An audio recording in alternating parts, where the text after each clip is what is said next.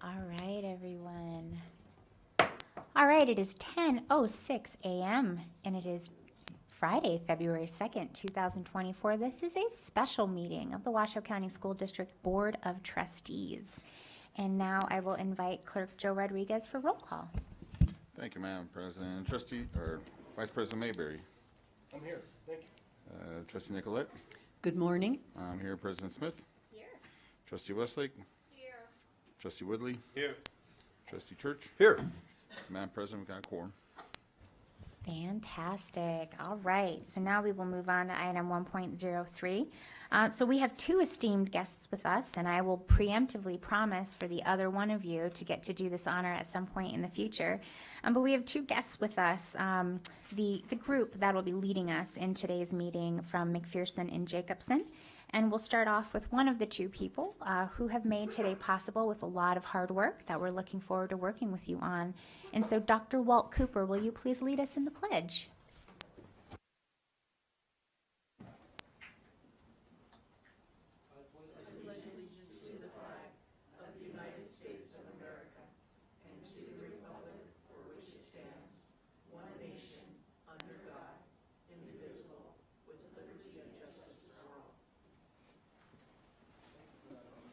You are very welcome. And Dr. Steve Joel, I promise I will get to you the next time you're here in person.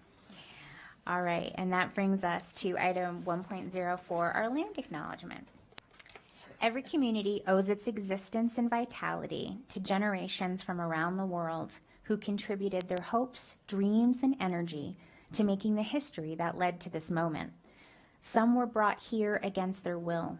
Some were drawn to leave their distant homes in the hope of a better life, and some have lived on this land for more generations than can be counted. Truth and acknowledgement are critical to building mutual respect and connection across all barriers of heritage and difference. We begin this effort to acknowledge what has been buried by honoring the truth. We acknowledge that some of our educational structures are situated in the traditional homelands of the Washoe, Newmoo, Northern Paiute, Niwi, Western Shoshone, and Nuwu, Southern Paiute peoples. We pay respect to their elders past and present. These lands continue to be a gathering place for Indigenous peoples, and we recognize their deep connections to these places. We extend our appreciation for the opportunity to live and learn in their territory. Thank you. And that closes item 1.04. And for our guests, I will mention that we do a land acknowledgement before each of our meetings, special meetings, and work sessions. So that brings us now to section 2, which is the main portion of today's meeting. And I will go ahead and open item 2.01. This is the presentation, discussion, and possible action on the strategies to be used by McPherson and Jacobson to determine the search process and candidates to be invited to interview with the Board of Trustees for the Superintendent of Schools position, including timeline and phases, which includes updates to the Board of Trustees review process and finalist interviews, as well as the process to gather employees and community stakeholders' input, as well as one-to-one trustee and leadership team interviews, the process for limiting the number of applicants prior to advancement to the trustees, how many finalists will be forwarded to the Board of Trustees for individual trustee consideration, the process for the interview before the Board of Trustees, and the key point people from the Washoe County School District to manage day-to-day support throughout the search process. This is an item for possible action. And we have our presenters here as introduced before, but formally from McPherson and Jacobson, Dr. Walt Cooper and Dr. Steve Joel. And so before Drs. Cooper and Joel go through the presentation, I want to point out to the colleagues that this is a little bit different, well, actually quite a bit different than a lot of our meetings. And so what we'll do in this case for this agenda item is go through the presentation, ask questions along the way. Let's get those clarifications. They'll be bringing us through their recommendations, all the different decision points that we'll eventually need to make. After we go through the presentation and ask all of our clarifying questions, we'll do public comment, and then we'll actually start right at the beginning again, because you'll see, just like when we do budgetary conversations, we make individual decisions along the way, so that none of this is just one big package. These are all individual points that we will deliberate and make unique decisions on, and then there would be one motion at the end to adopt the entire process based on that. So just kind of wanted to preemptively explain that, but it's very similar to what we do in the budgetary process or when we're doing policies, for example. So, and again, if there's any questions, we'll address those along the way. And so on that note, I will turn it over to you. Thank you very much. Thanks. Absolutely delighted to be with you today, and appreciate very much the opportunity to work with you in this most important endeavor that any Board of Trustees engages in, and that's the selection of your next leader. And as I mentioned when we were doing our presentation to you, our goal is to customize this search around your needs, the opportunities that exist within the challenges presented by the district. But I want to assure you that every one of these searches, and this is included, will be customized. We don't have a stable of candidates that we're going to call as soon as we leave here this afternoon. We're going to cast a wide net. But we also know, based on our research, that there are a lot of good elements here that we can use in our recruiting. It is a recruiter's game, so certainly we'll be gathering names. We've already taken phone calls and emails and suggestions, so we'll be building that database. But at the end of the day, it's your process, and our job is to help you facilitate that process in a way that leads to a good selection. So we're very impressed with what we know about the district. We're very impressed with the fact that you've got a great funding mechanism in place that's unique, I think, to America, quite frankly, which is that, I think it's what the WC1 is what it's called. That is attractive. Mr. Church asked about timing. We'll tell you that the timing is good. I was a little nervous the other day when I started getting text messages about another large district in Nevada that was going to have an opening, and I thought, oh well, we're already committed, so we're gonna see this one clearly through. We understand that is. That probably is not going to be an open search. So this it'll be one of the more attractive positions, large, I'm not going to say urban, but urban, suburban, rural districts in the entire country, and there's going to be some good interest in it, we believe. We'll be attending some of the conferences where a lot of the talented folks from other districts around the country will be going, and we'll have a chance to get to meet some people firsthand. So you're going to get our very, very best effort, but at the end of the day, you have to make the decisions, and we'll live with those decisions. Our job will be to provide advice and guidance and flexibility so that we know when we come back in, they're ready to go. When we bring candidates forward, we want to make sure that, one, they're totally committed. We want to make sure that that there are elements in place for their arrival that they understand. We know that there is a good internal culture here and great community support for your district. And so we want to make sure that we can adhere to that. So we'll really work hard on the vetting end, and that's the culminating activity. But today we have a lot of work to do to set it up. We're looking forward, Dr. Cooper and I are looking forward to learning a lot more about you, a lot more about how you view the challenges, and then certainly those skills, traits, characteristics that emerge later today will be our driving force as we begin this calling or application process. So with that, thank you, President Smith, very much for the opportunity to do the intro. I'm going to turn it over to Dr. Cooper.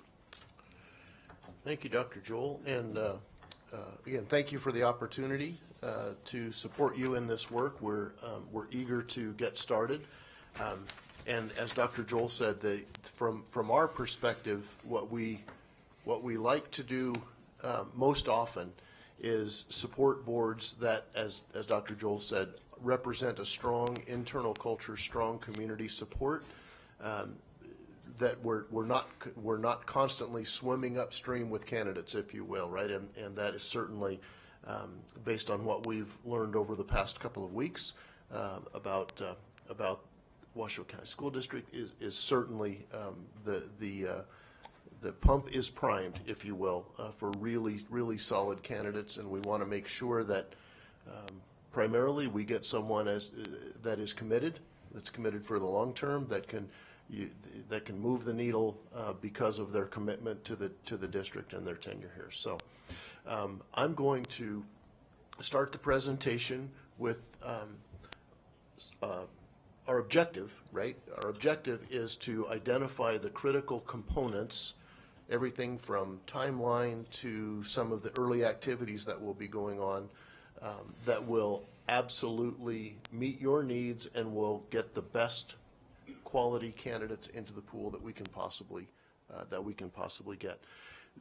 As I said in the presentation, McPherson Jacobson has done this for over 30 years, and so the protocols that we use and our experience, those are all time tested. They've been refined over the years, but no two searches look alike, and they shouldn't. So anything that I say today that sounds like this is the way we do it, I will disqualify that right up front because that's not my intent. If a recommendation or a thought or anything that I say sounds like this is a non-negotiable and like it or not, this is how we're going to do this, please stop me and ask for clarification there, because that's the antithesis of customizing a search, right? And we want to make sure that we do that to specifically meet the needs. So I'm going to start with this slide. You saw this in our earlier presentation, but I've adapted it a little bit. And the color coding on here is important because it really does represent an attempt to show what is fully our responsibility. Again, these are our recommendations, right? But our responsibility and what is the responsibility and the direct involvement of the trustees. So the dark print, the black print, shows what is necessary for you to do with us, and the blue print is sort of indicates what we're going to be doing while you're wondering, what we're doing. Why did we pay these guys? What are they doing? This is the stuff that we'll be doing behind the scenes. So each of these. Excuse me, each of these we will talk about in a little greater detail, but I want to focus on phase 1 too. I'm going to go through each of the phases. I'm not going to read the slides to you, but phase 1 is what we're going to work through today largely, and each with a different objective, as you saw in your background material, and some actions. The first bullet there is absolutely the most important for the day, however. And that's going to be an exercise that Dr. Joel will lead you through in a little bit. But the characteristics, the most desirable characteristics that you identify today will be the catalyst for almost everything we do going forward. That will initially go into the job announcement that we put on the application, right? That we build the application. The application form is customized with that criteria as part of what we will ask candidates to respond to in a narrative very specifically. Here are the characteristics here's what is important to the board. Respond to those. Constructed response. It will go into the postings where in all of the advertising venues that we identify today. It will help us, will serve as the characteristics that we will use as we vet and rank candidates. It will help us develop interview questions. It will ultimately drive the creation of the rubric that you will use when you interview candidates. So it is, I can't highlight how important that one activity will be. It's not something that we simply put into a document and then put it aside as we go through the next number of weeks and a couple of months in the search. So we will pay very, very close attention to that activity. We're going to talk about stakeholder groups and what we do in terms of involving the community, because we know that's critically important. It's important on a number of levels, but really no more important than providing a really strong foundation for transition to your selected candidate. So the feedback that we get that helps us sort candidates, it helps us craft interview questions, again, helps us build all of those. That's important. But what we hear time and time again is all of the information that we gather from community through this process and then ultimately hand off to your candidate after they select it is invaluable in terms of their transition. Helps them know what the priorities are of the community, helps them know what questions to ask, helps them know perhaps the most important things that they attend to early on. Madam President? Yes, after you get done with that, I'm going to have Dr. Nicolette jump in. Okay, and so I can take a question now if you want to do that, or I can get to the bottom of the whatever you would prefer. Let's take the question now. Thank you, because I think we would appreciate a clarification. Everything you've said makes sense. I understand the process. I've been part of those kinds of processes. At what point do you overlay what happens today with the trustees in identifying the characteristics with what you will find, uncover, discover with public forums, so that the job description, PR, everything that moves forward, all of that is embedded? May I respond? Thank you, Mary. Dr. Nugget, that's a really good question. So what we do today in terms of the characteristics, right, is based on your responsibility as trustees of the district, understanding what, as your sole employee, employing the superintendent, what you need to see, what you desire in that superintendent as the critical pieces for them to further the mission of the district, to implement the strategic plan, to carry forward the work that you're hiring them to do. What we typically get from stakeholder feedback is more around the type of candidate that is most desirable, rather than the skill set that is most desirable. So those are really two different things. So the feedback that we get from the community mostly helps in terms of when we actually craft interview questions. The priorities that we hear from the community, we want to make sure we actually are very intentional about drawing responses about those from candidates, right? We don't ask a lot of 30,000-foot, very philosophical or theoretical questions of candidates. We want to know really what they have demonstrated in their past, how are they going to respond to these needs that we've heard both from the trustees and the community. We do that, pardon me, we do that same thing in terms of crafting the rubric that you will ultimately use, or that we will suggest you use, if that's an individual preference at the end of the day when you're interviewing candidates, as well as using that, what ultimately goes into the rubric, using that in our criteria as we vet and sort rank candidates for the fit to the district. So if I understood your question, getting long answer, if I understood your question, it was about how does that feedback go into the job posting and the descriptions? It does not, because that's already done and out. That will happen once we leave here. We will get that posting out fairly quickly, but it aids in all of the other steps throughout the process when we're actually making decisions around candidates. Does that answer your question? It does, and it alerts me a little bit because, yes, the superintendent is the trustee's sole, other than an auditor, employee. We get that. Having said that,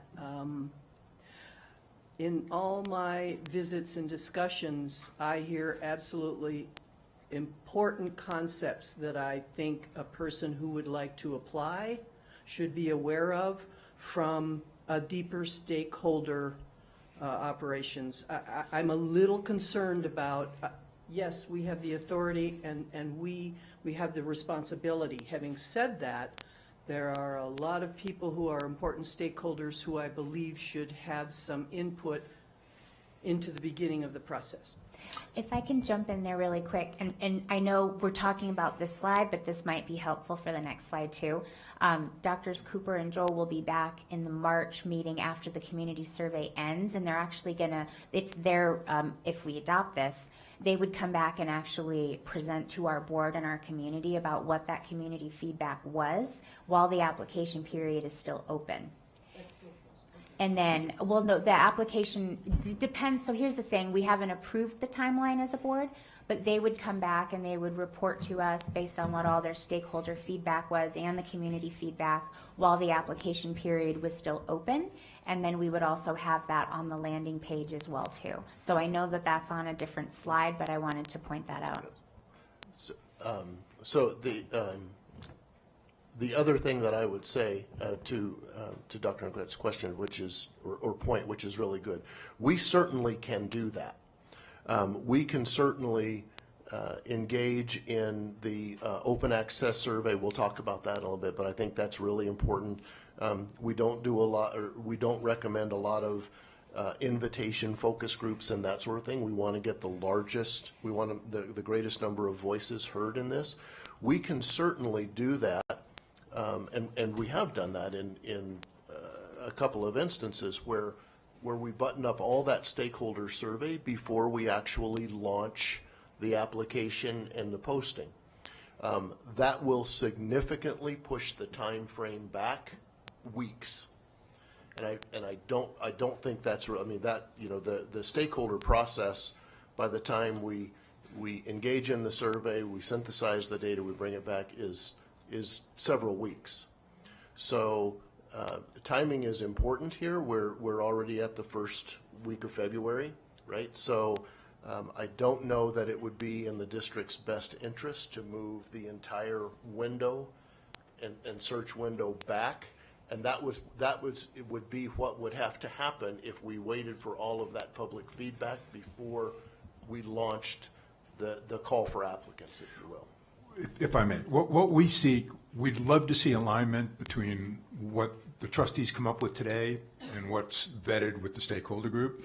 That's rare, but we're also going to get a lot of additional information about issues and challenges and concerns and priorities, and that all lends itself to the credence of the application process. So at the end of the day, candidates will have a full and thorough understanding of what are the trustees seeking, and then what are we hearing in terms of the community. So our intent and our model calls for max participation. So it's just to Mr. Cooper's point, Dr. Cooper's point, it's very difficult to not start with this phase because this is the important phase. We have to get it advertised, we have to get it out there, but there's a lot more work that's going to go into it. I understand, and please, I want to be very clear about this. Washoe County School District and Washoe County as a general has been through many superintendents. I know you've done your research. I believe that is extremely important for anyone who wants to apply and for our future superintendent to know that our stakeholders, which I don't want to get in those weeds, have important things to say. And I think in your questioning, in your survey creation, you can, because I trust your expertise, you can design a survey that can be a 30,000-foot view, because yes, those nuances are important, but we don't need to get into the nuances now. We just need to know what people want to see in the characteristics of their superintendent. And as far as time, I get it. And yet, in 5 years, we have gone through 5 superintendents in a very short time. A few more months is going to be important to the integrity of the process. And I will stop. An idea, Dr. Nicolette, with that too, is that when our board gets to the decision around timeline, when we look at when the application is proposed to close and when they're going to come back and present to this board and the community, we have full authority to also make recommendations about the application deadline to push it out so that people who are interested and want to know this ahead of the March 12th meeting, one way we could control for that is right now, again, I don't want to jump ahead, but we have full control of everything. And I want all of the 7 of us to understand that we are building what we want. So one way we could address that is, whereas originally there was an application deadline of a certain date, we could move that slightly so that those candidates who want that knowledge before applying do have that time. So I just want you to know I hear you, and my wheels are already turning about how we might as a group blend all these together, because there's always possibilities with that. Okay? Thank you. Indeed. Thank you, President Smith. Thank you, gentlemen. I have full confidence in our voice being heard, what our needs are, what attributes we appreciate. And I don't want this to come across as negative, but I think it's very empowering on self-reflection. And speaking of what Dr. Nicolette just said, so many superintendents that were very qualified, and I can only speak for the board that I'm sitting on now, the individuals that I serve with, the care and diligence and just love for this community that we all have, that we really think we're doing our best. And I probably could say that for the past boards. Why wouldn't they?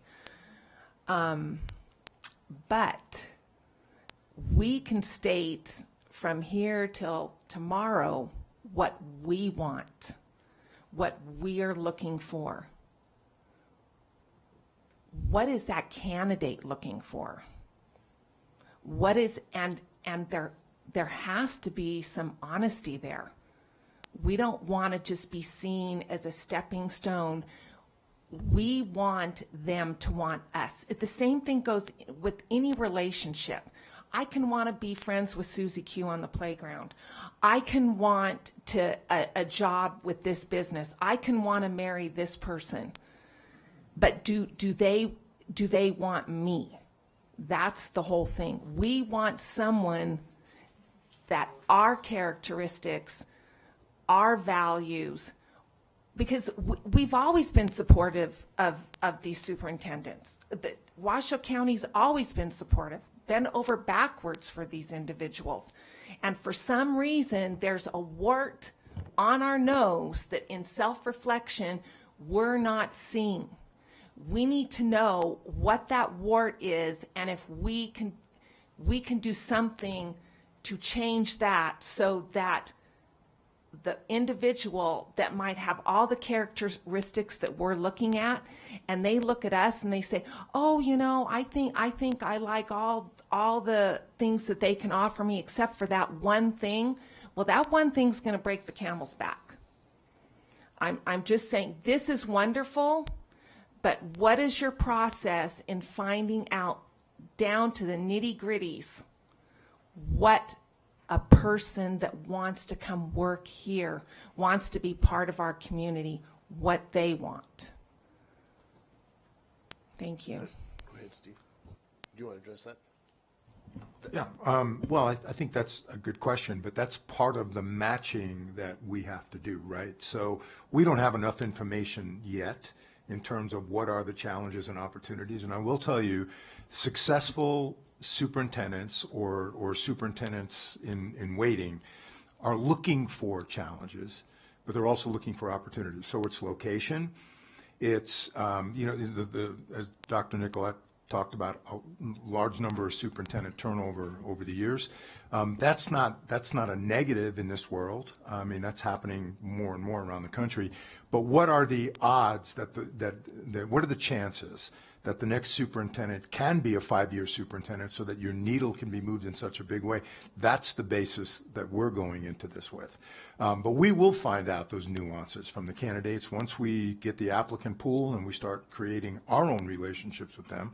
But the things that you're talking about today and what we're going to hear from your stakeholders is really going to guide those questions. So I promise you that we're not going to bring you people who do not want to be here, and we'll tell you what are the nuances that might exist with them. So it's too early to make any predictions on that, but I want you to know, Trustee Westlake, we hear you loudly and clear.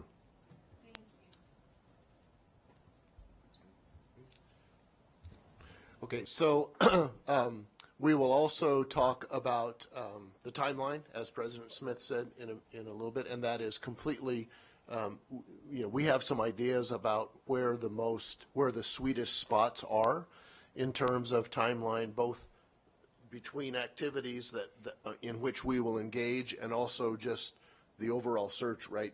The time of the year and where, what, are you too early for something? Are you too late for something else? Or are you right in the sweet spot? We'll talk about that. We need to determine the salary and the contract components. That will be another item on the agenda. We'll talk about the number of candidates that you want us to bring forward, and I'll get to that in just a minute, specifically when we talk about phase 4 that's up there. And then we have some housekeeping items that we have to take in terms of points of contact and such. So phase 1 that we will work through today is building the blueprint for the search, right? It's what gives us our direction. It's the launching point so that we can get to work on those things that we propose we do individually, if you will. These will not be tasks that we certainly will keep you apprised of progress, but these are tasks that we go off and do the work. So we'll do the stakeholder engagement. That's the online survey that we'll talk about. The one-on-ones we're proposing. We'll advertise the job, get it out there. We'll start talking to folks. We'll start recruiting. One of the best advantages, I said this in our presentation, are the number of folks that we have across the country that are engaged with McPherson Jacobson, and that's really where the magic happens, if you will. That's how we vet candidates. That's how we identify candidates. That's how we recruit candidates. It's not just simply putting an advertisement in, online and hoping that applications appear. And then we'll gather the stakeholder feedback through our third-party vendor, our K-12 Insight. We'll do the analysis there, and we'll report all of that back to you. In phase 3, that's where we're actually gathering applications, we're vetting candidates.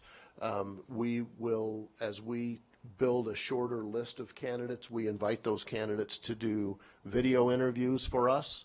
It's 3 questions. We customize those questions, but that's not a two-way dialogue necessarily. It's unidirectional. We can also make those, if you choose, when we get down to the finalists, where we can make those videos available to you too, but we use those as an important screening tool.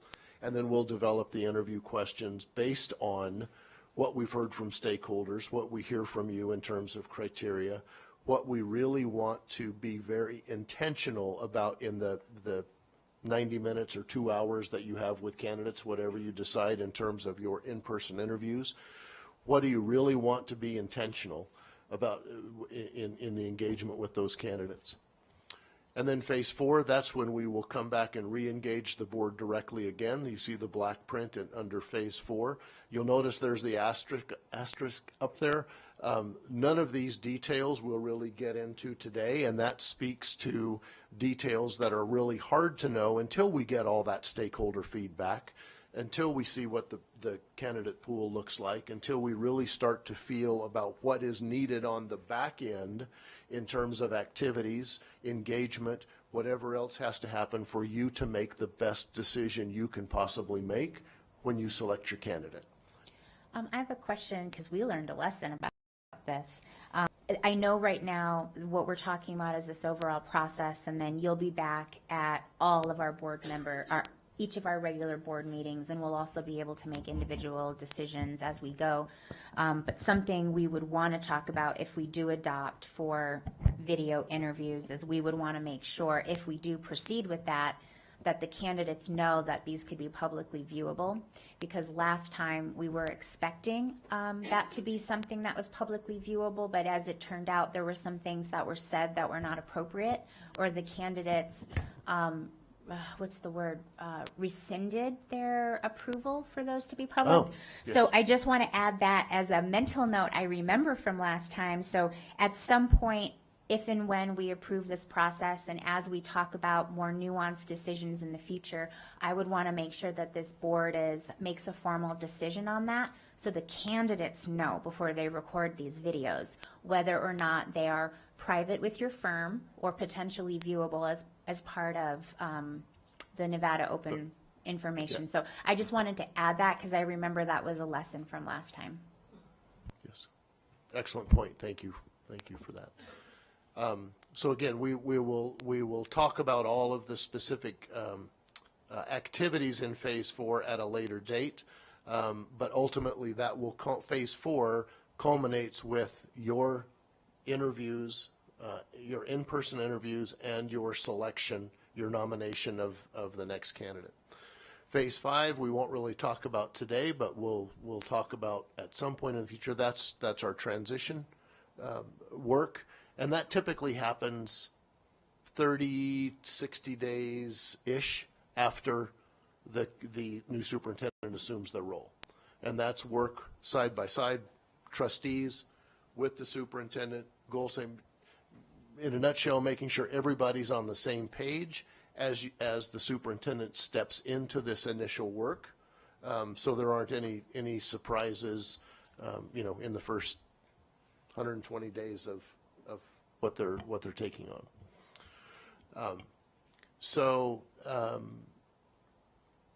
I will pause there and ask if there are any questions about the outline of the plan here. I know I didn't dive very deeply into any of the specific bullets, but those will be additional points on the agenda as we go through. I do have one more thing for Phase 4. So if I'm understanding this correctly, what we would do is at a future meeting of the trustees, this is how we would decide publicly together as a group what the finalist experience could look like. Like, we might decide that these are 2 to 3 day visits with open forums, and so we would come back as a board and make those individual decisions, building out what that experience looks like in the future. Just want to make sure I understand that correctly. That's correct. Okay. That's exactly. I mean, we have the general foundation of the fact that we know stakeholder engagement, community engagement is really critical at 2 points in this process. Up front, right, in terms of what do you want to, what do you want to see in your superintendent? What skills are critical? What are the challenges? Those kinds of things. Stakeholders also want to be involved and have a voice at the, not after the work is done, but at the back end. And so that speaks to what we will craft at that point when we talk about it. What kind of forums, what kind of public engagement do we provide for the community with the final candidates? And even more importantly than that, what's the mechanism? But, I mean, we don't just want to put on a parade so they can say, oh yeah, I met the candidates. We want to get authentic and actionable feedback from them. The turnaround is fairly quick in that regard, right? Because we're nearing the end of the process. But that will be as critical a decision-making point, to your point, President, that'll be as critical of a decision to make as what are the actual events, right? So what are the events and how do we capture community feedback as a result of those events? And we have lots of options to do that when we get down to that point.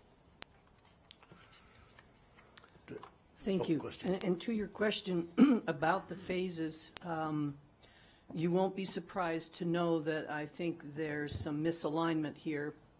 I so strongly know and believe and agree with my colleague, Trustee Westlake, that the candidates need to be aware of what the public wants. They need to know what they're coming into, the joys, the sorrows, the anger, the pride, and the phases do not allow for that. I think they're misaligned with our intention. I believe strongly that Phase 4 is definitely has to be schedule and coordinate public forums and feedback. It's in Phase 4. Again, I know I sound like a broken record. The candidate needs to hear that before they even apply. They need to know, you know what? I don't think I'm going to fit with that community. That is right and good and fair. And I believe these phases are misaligned. And so it's just, you're not going to be surprised for me to hear that. Again, you mentioned intentionality. Intentionality is so important, and thank you for using that word. It must and should include the appropriate stakeholder input before a candidate even decides they want to apply. It's right, it's right and good and fair. You said, so there are no surprises. To me, this has embedded into it surprises for a lot of people. Go ahead. Well, your point's well taken, and we understand. Phase 2 is where the feedback is going to be aggressively gathered from the various stakeholders. That information will be then available for candidates, and candidates will use that before they apply for the position. Phase 4 is really, once they've decided to become applicants, we have vetted them into semifinalists, then they have an opportunity to personally interact with these stakeholder groups through whatever forum we create. So we are gathering the data on the front end. I may be misreading it. Thank you for that, because that is not how I am interpreting it. Thank you for that. So okay. You are telling me before we advertise, we will have stakeholder input so a candidate can decide if they want to move forward. Is that what you're saying? No, I'm sorry. Not before we advertise, right? The advertising. So under Phase 1, if you look at the excuse me, the second bullet, we talk about stakeholder groups and data game. That's where we launch the front end community survey, and we will ask for constructed responses, open-ended responses about desired characteristics from the community, right? Challenges, strengths. We will do that. We want to get this out in front of candidates. It doesn't mean that candidates have to apply right at the beginning of the advertising window, right? We're going to have it posted 5 weeks, 6-ish weeks, whatever. To President Smith's earlier point, if you choose to move that and leave it open longer so they have a longer period of time before they have to actually decide to hit submit on the application or not, once the stakeholder feedback is done, published, shared with candidates, we can certainly do that. But they're really two distinct stakeholder feedback opportunities. Upfront about what's great about the school district, what's great about the community, what are the challenges. That's the information we share through the vetting and application process. And then in Phase 4, once the finalists are identified, that stakeholder feedback is actually about feedback on those individuals and what they've heard in those forums. And if I may, I promise you, high-quality candidates, while the posting is out there and their interest has been piqued, will not apply until they have a thorough understanding of the challenges and the issues and the opportunities, and have read the stakeholder feedback that's been generated through your stakeholder input. Last comment then. We are putting the candidate's interests, which is important, above the people that live here. And I'm not okay with that. I understand all of this. I don't like the timeline. I think the phases are out of whack. I am just one voice, but I know I speak for many who want upfront input on this. And I get it. And I'll stop. I'm sorry. No, I'm not. Thank you. Thank you, President Smith. I agree with Trustee Nicolette on some of this, because I think to be a better trustee in this very, very difficult process, I I myself really need to hear from the people that I serve. I know what I want in a candidate, but I'm serving all of these people out here.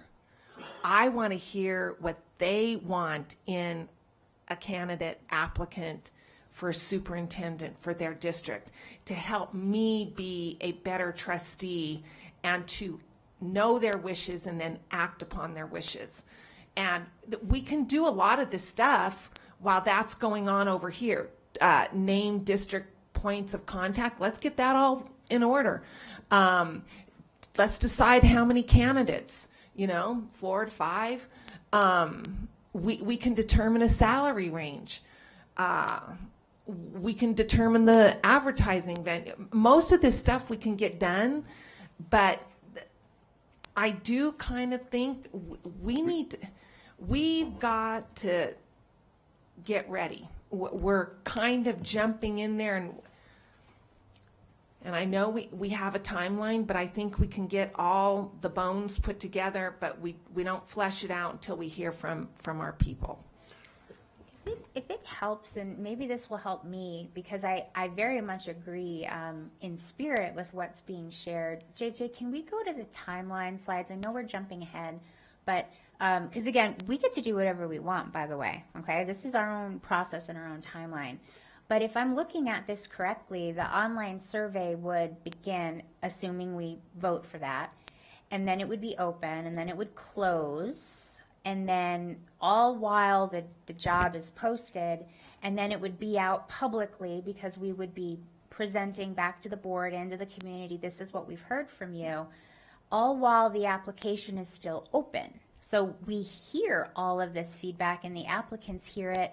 And going back to what I said before, something that we might want to consider to respect this very valid feedback is to then keep the application open beyond that, because the information would still come out from the community while the applications are open. But if we want candidates to know what our community is looking for, which makes sense all day long, then we have the full power to keep the application open longer so that this information comes back to the board and the community. We all understand what was gained from that. Maybe we add a week or two to the application period so that all of those applicants who want to hear that first make that decision, and then we get that. So just as a reminder, we get to create the timeline that we want. But I do think that this is actually here. So I'm just kind of throwing it out there. But again, we can also push out how long the application is open. So let's say we want it to be available for 2 weeks longer so applicants can get that community information on March 12th and then have more time now that they know, I understand what your community wants and I feel like I match that. We can totally do that. So I think that there's a way to bring these things together. That's just my suggestion. Yeah, thank you, President Smith. So what I would offer to that end is if that's a thought, right, that is a potential solution to this dilemma.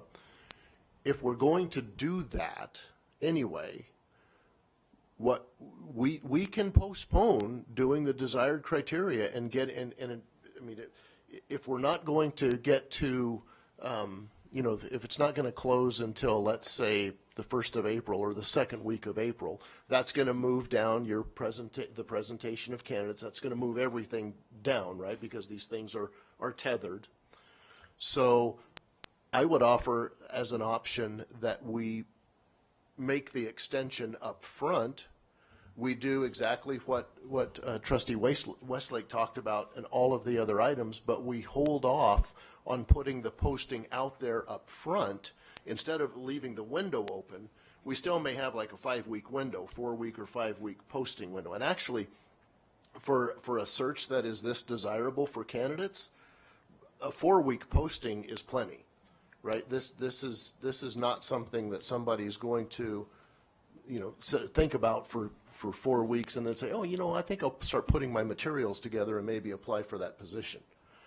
So we could potentially launch the survey as soon as sometime next week, right? As soon as we get our act together with K-12 Insight and get it out, You could have that information. We could come back offer to come in person or Zoom, however you wanted to do that, to go through the exercise of identifying your criteria. We're just going to have the posting out a couple of weeks later than we would, and start gathering applications a couple of weeks later than we had anticipated on this proposed timeline.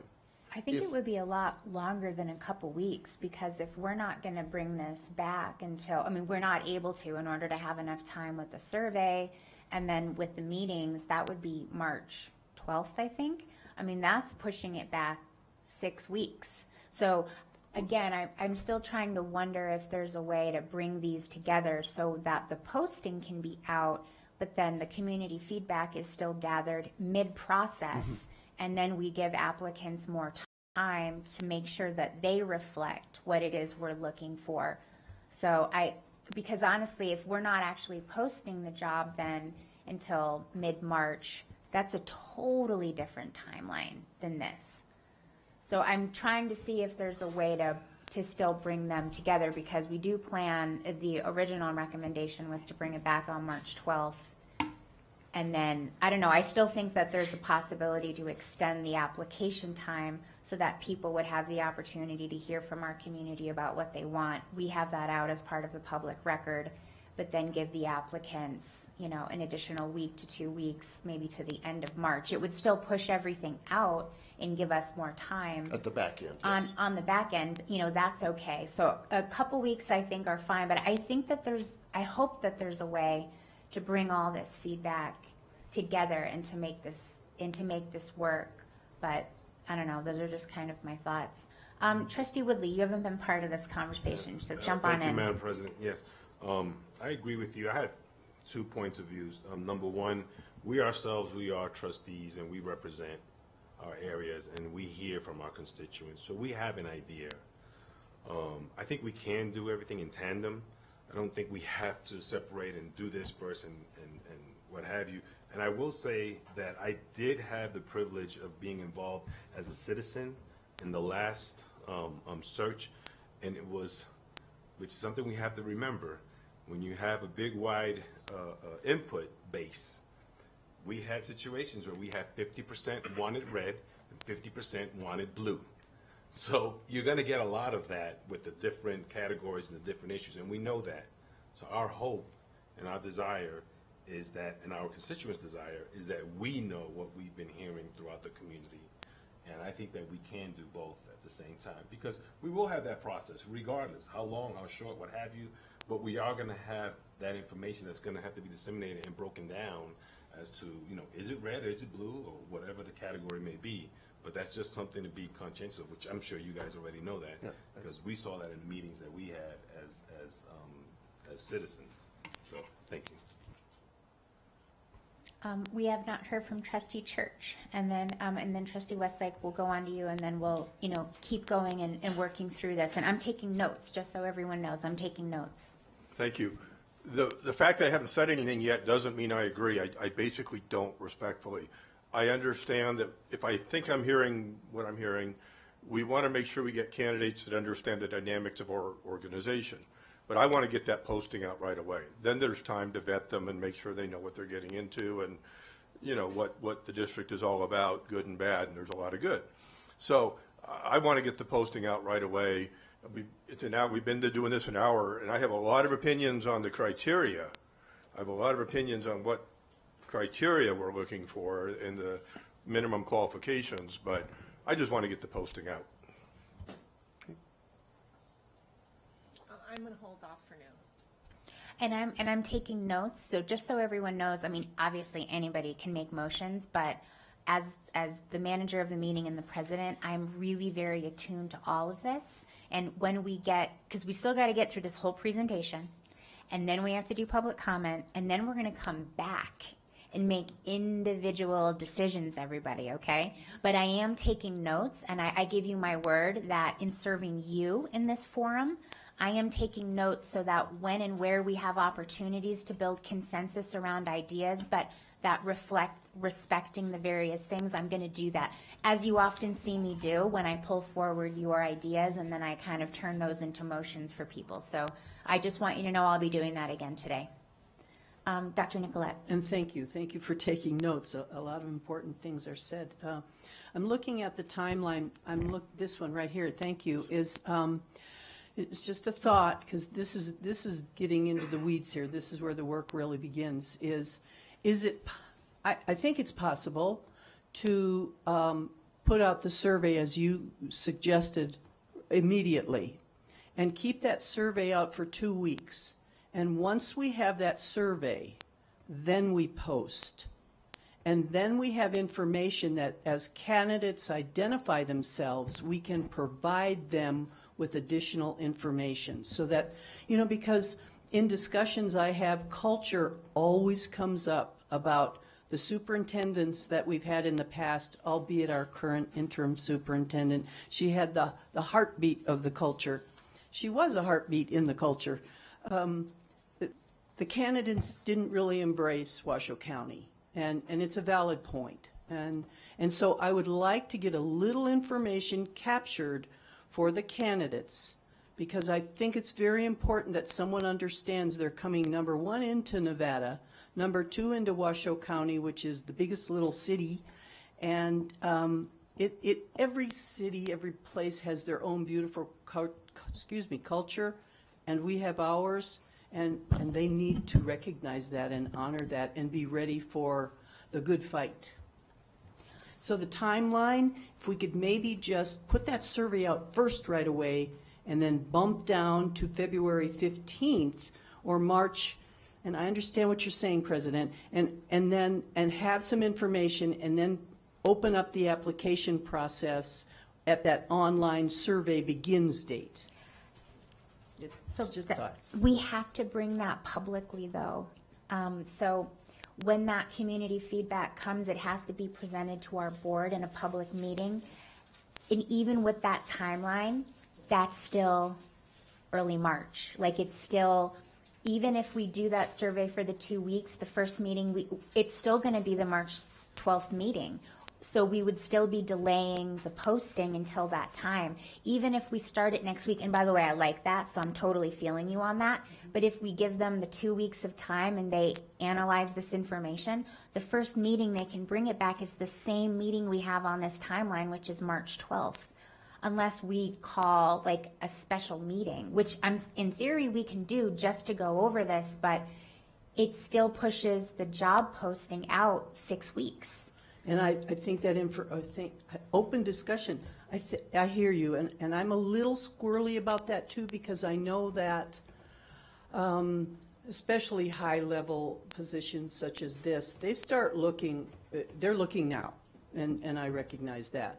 Yes. And I think the person that wants to come, they already know the job is going to be open. They already know that. So they're waiting for us to make our move, and if they really want to come here, they will wait.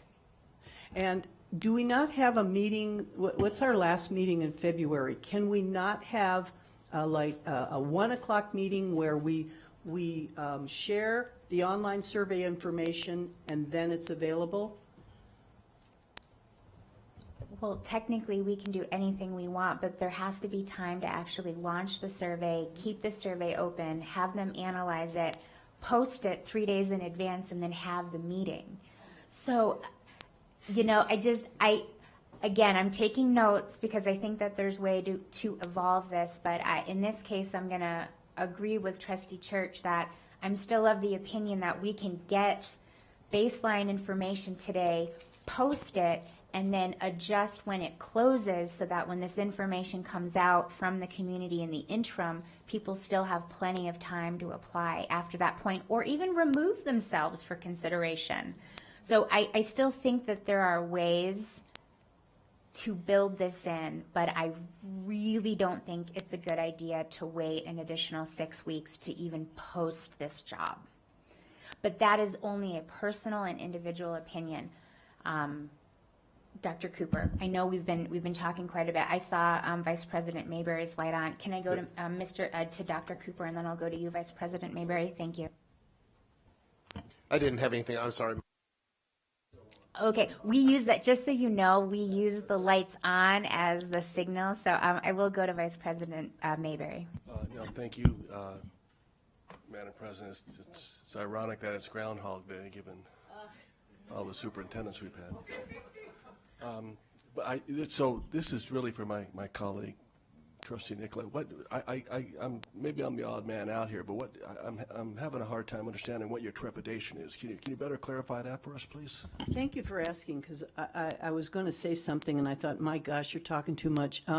I really want to honor the people that live in Washoe County. We've been through a lot, and we are survivors, and we have done a great job of doing what we need to do in spite of superintendent transitions and being let down. And I really want to honor our teachers, our parents, our employees, all employees. I want to honor them so that they know that we are really beside them in this process. Thank you for asking.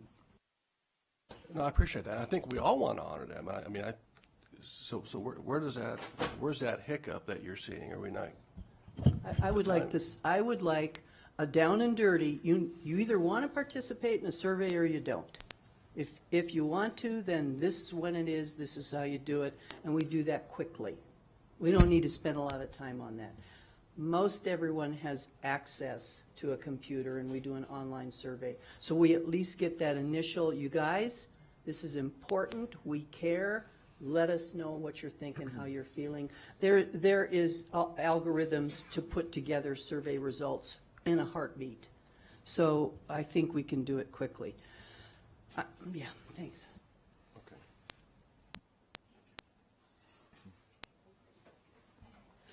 I'm so sorry. I thought we were going to keep going. I've got Clerk Rodriguez right here. Thank you, Madam President. Kind of going back to like the initial interview a couple meetings ago, you guys do have access to all the community involvement and input from our last firm, our last search, correct? We do not have that information. I'm sure we can get that because it's public information through the district, but we would also look to glean, because we also did hear, thinking about this survey, right, we also, I paid very close attention and heard the concern about stakeholder fatigue, right, because I know you've done some capital stuff, you've done strategic planning, you've done all those kinds of things. So we don't, I mean, we have access to a behemoth of an online stakeholder survey that gathers a bunch. I don't know that would be a good thing to step into. Really, the more streamlined, constructed response survey where we ask, what are your thoughts about characteristics and strengths and challenges? That would be what to do. So, but to your point, Mr. Rodriguez, yes, we could gather that information, but maybe I want to be very clear about our work in phase 2 and 3. So I think really what you're talking about and making sure that candidates know what's happening and know the challenges they're stepping into, and why have there been 5 superintendents in X number of years. Those don't happen based on reading something that's posted. That happens in conversations with Dr. Joel and me as we're engaging with candidates. So throughout that process, I understand that we want to get that stakeholder feedback out there, in front of folks as quickly as we can. But throughout that entire application window, whatever that window is, we're having those conversations with folks, and they're saying, "Hey, Steve, tell me what's up in Reno, right? Well, I mean, what's really going on there? Is that a job that I should want?" So we have that stakeholder feedback. We have that information. We have all of the things that we will pull together as we learn more and more about the district. It's not just something that we simply hand off to a candidate and say, "Hey, read this and see if you want to apply." It's much more nuanced than that in terms of our conversations. I do appreciate that, and I hear what you're saying. And I'll also say, I know there's a lot of rich information there. I mean, our last search was very long, thorough, a lot of input. And kind of just to Trustee Nicolette, I know one thing I'm hearing a lot of from community, they just want a superintendent will be here for more than 3 years. I mean, I think that's really what it comes down to. A lot of people are just tired of seeing this, kind of to Trustee Nicolet's point. But thank you. Thank you. And to that point, we're getting confirmation, but anything that our board or district had in that previous search, we can get them. So anything that was proprietary to our previous firm, that's different. But anything that was publicly available and that our district actually received or this board received as a client, we can get you that. We can get you that. Okay? And just one last thing, if I may, I just kind of looking at this, I agree with the majority of my colleagues of getting this information out there, getting the job posted, and just starting our new chapter. I think a lot of people just want to close this loop and begin. So that's kind of where I'm leaning towards. Let's get to work, really. Thank you. Ready? Okay. So, okay, I'm going to move on. We talked about the timeline a little bit. We'll come back to that, obviously, because you will take some action around that. And again, to President Smith's point, we can set these dates. You can set these dates wherever you want them.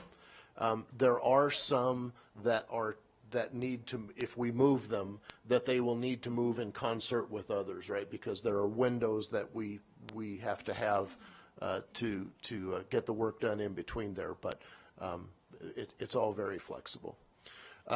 So again, I won't spend much time on this slide because we've already talked about this, but we think that an open, as opposed to focus groups and that kind of engagement, we think open access online search gets the greatest number of voices. We don't like multiple choice items, and so we would start with that up front. We would do our one-on-ones either virtually or in person, probably a combination of those with trustees, with executive leadership team. And then again, we would circle back around at the end of this process or near the end of this process with additional public feedback specific to the candidates that you all are interviewing as finalists. And those are the three recommendations: online community up front, candidate feedback on the back, and then executive leadership team and trustee one-on-ones. Thank you. And I'll just add, President Smith, so we just confirmed, so we can go back to the public board meetings and download the information that was shared, and then we can send it to our board secretary, and then also obviously you all as well. Thank you for that. That will be very helpful. As a point of clarification, and I already kind of know the answer to this because we did this last time, but so the community knows, for the distribution of the survey, the district's comms team will make sure that we also promote this out with our media partners. It would be on the, and I'm just making sure so it's out there. When we say distribute, we will use all of our own channels to amplify and facilitate that, including the landing pages, Connect Eds, all of the things that the district team feels is appropriate, news releases with our media partners to put it out. So it's a full blitz. So this isn't just McPherson and Jacobson posting this. This is an example of where we use our district team to amplify all the things, like the way our district team may also help coordinate finalist events. But this is something, and I've got a nodding head in the back from Michelle Anderson.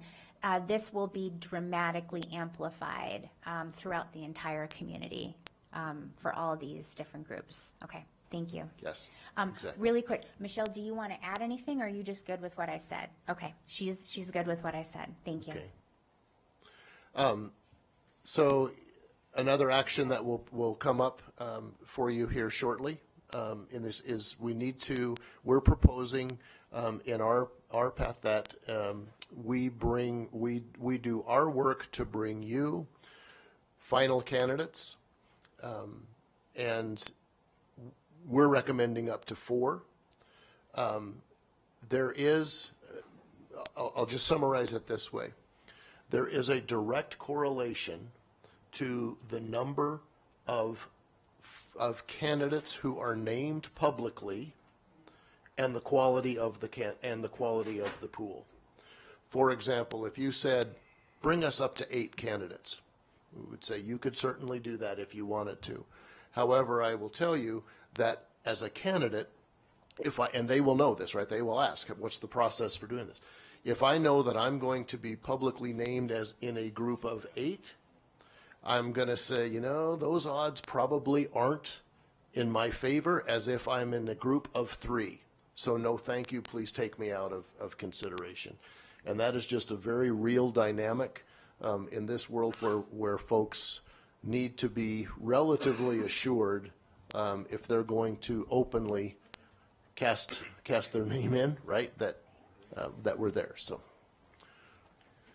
I just wanted to opine that I understand 3, 4, 5, 6, but if we got 6 great candidates, I want to see 6. Last time we had 5. I think we all agreed at the time they were all 5 outstanding. So I don't want to put a limit number on my opinion, but I get what you're saying, but I don't want to vote and say 4. If we get 7 great ones, then give us 7. And if somebody wants to back out, that's just the way it is.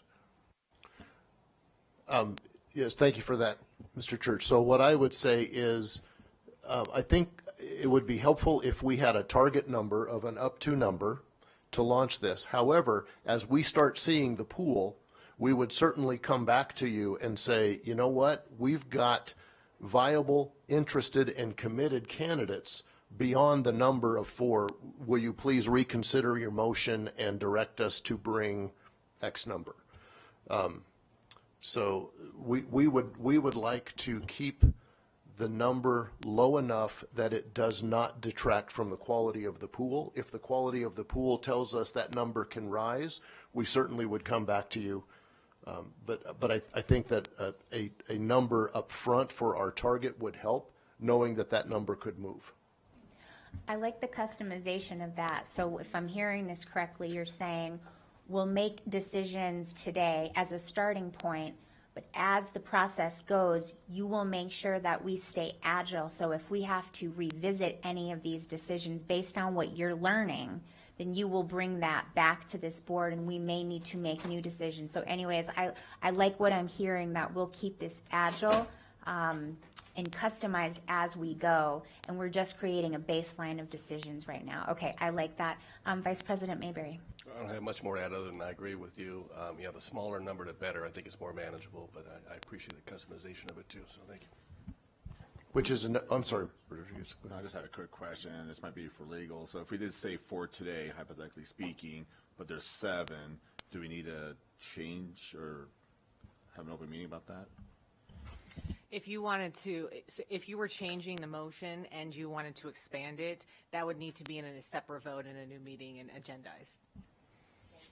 And the good news with that, Clerk Rodriguez, is that they're going to be back every single one of our meetings. So I don't even know, and when I say it's because the president of the board sets the agendas. They will indicate to me, these are the things we need to talk to you about each of these meetings, and that's how we'll set our agendas for when they come. And this is where we're empowering you to say, hey, President Smith, these are the items for consideration we need to get on this because these are new decisions we make or new recommendations we're making for you. And so they're going to be here at all of our regular meetings too. Does that answer? Okay, thank you.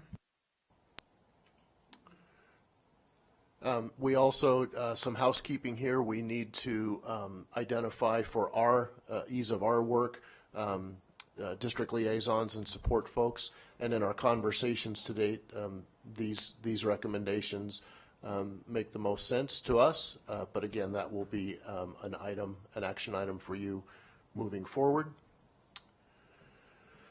And I'm sorry, Mr. Cooper. Trustee Church has a question. Oh, I'm sorry. Not a question, but a comment. And I don't know if you read what I said because I said it late last night. I'm very uncomfortable with district legal being a point of contact. District legal is a legal advisor to the board and to the district. That's all they are. They don't tell us or make recommendations. They're just legal advisor to the board. And so I'd be very uncomfortable having you go direct to them. The board president can direct any legal questions to legal if they come up.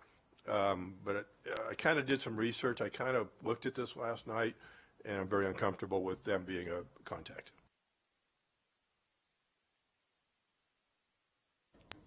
Well, we need some district representation, which is actually a great point to introduce who we have with us, because we have 2 members of our legal team here today. We have our deputy Chief Legal Counsel Sarah Montalvo, and then we have the district's point person on employment matters, and that is Kevin Pick. I think we're going to need some legal representation on this because it's the district hiring an employee. So I think we need legal representatives. So here's the thing. These aren't people who are making decisions for us. They're making sure that what they're bringing is appropriate for the agenda, making sure that what they're recommending matches with their own research on Nevada open meeting law. It's kind of like what we are doing right now. So nobody that we appoint as a point person is actually making decisions for this governing body. We'll do that here, and then our legal representation will tell us if we're touching any, third rails, as they say. So I just want to clarify that they're not going to say like we can or can't make decisions. It's just in the development of this whole process. So if that helps. Thank you. And yes, and our point here, Mr. Trustees, we're not expecting for the district's legal team to provide us with legal advice. That's not our purpose for directly engaging them. We want to make sure that they are protecting your best interests in this process. So. And that's exactly it. So maybe, I don't know if legal wants to weigh in or not, and what it says here specifically an individual by name. Yeah, so how do we do that? Because I'm just not comfortable if you talk to legal and say, hey, we want to post this. It just creates a relationship, a legal relationship that I'm not, but again, maybe legal wants to weigh in. So just briefly on this, I don't think that's the vision is for us to be giving legal advice. We only have our client is the district, so we cannot be giving this firm legal advice. It's a point of contact, just like President Smith was speaking about. Whenever there are things that are going to be agendized for meetings, our office needs to be involved, so we have the background information of how the appropriate posting is, how the timeline is going to look for the meetings, and then also this is eventually going to go into a contract as well. And so our office has to be involved in either, at least organizing how the contracts are going to be drafted, providing advice to the district as a whole about what the NRS statutes are for superintendent contracts, things like that. So we are part of, I think, the collaborative group that kind of weighs in and just gets some information, so then we can provide ultimately legal advice to the district and the trustees. Yeah, I'll also add, this is only a point of contact. Otherwise, they're emailing everyone. Point of contact doesn't mean the only person who's making decisions. It just means the person they email their question to. Okay.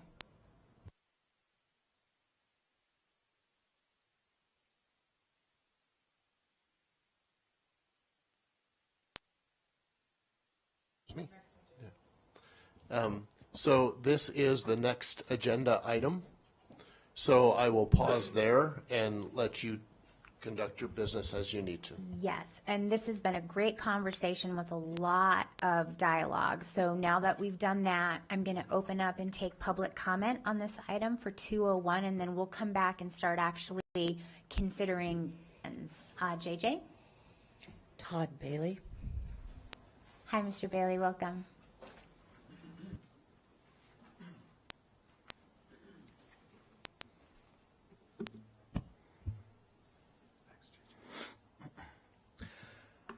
Ladies and gentlemen, during the meeting of January 23rd, the firm McPherson Jacobson was selected to represent Washoe County School District because of its retention rate, okay, of superintendents who are placed in districts by the firm. School Board Trustees Rodriguez, Westlake, Woodley, and President Smith all cited retention as the reasons for the votes they made. I would like a list of the superintendents that the firm has placed, that the trustees are referring to, that have successfully been replaced. That should include the name, the location and district they were placed in, how long they were retained, and did they complete their contract successfully, or were they terminated and resigned? That's a copy for your office and also the firm.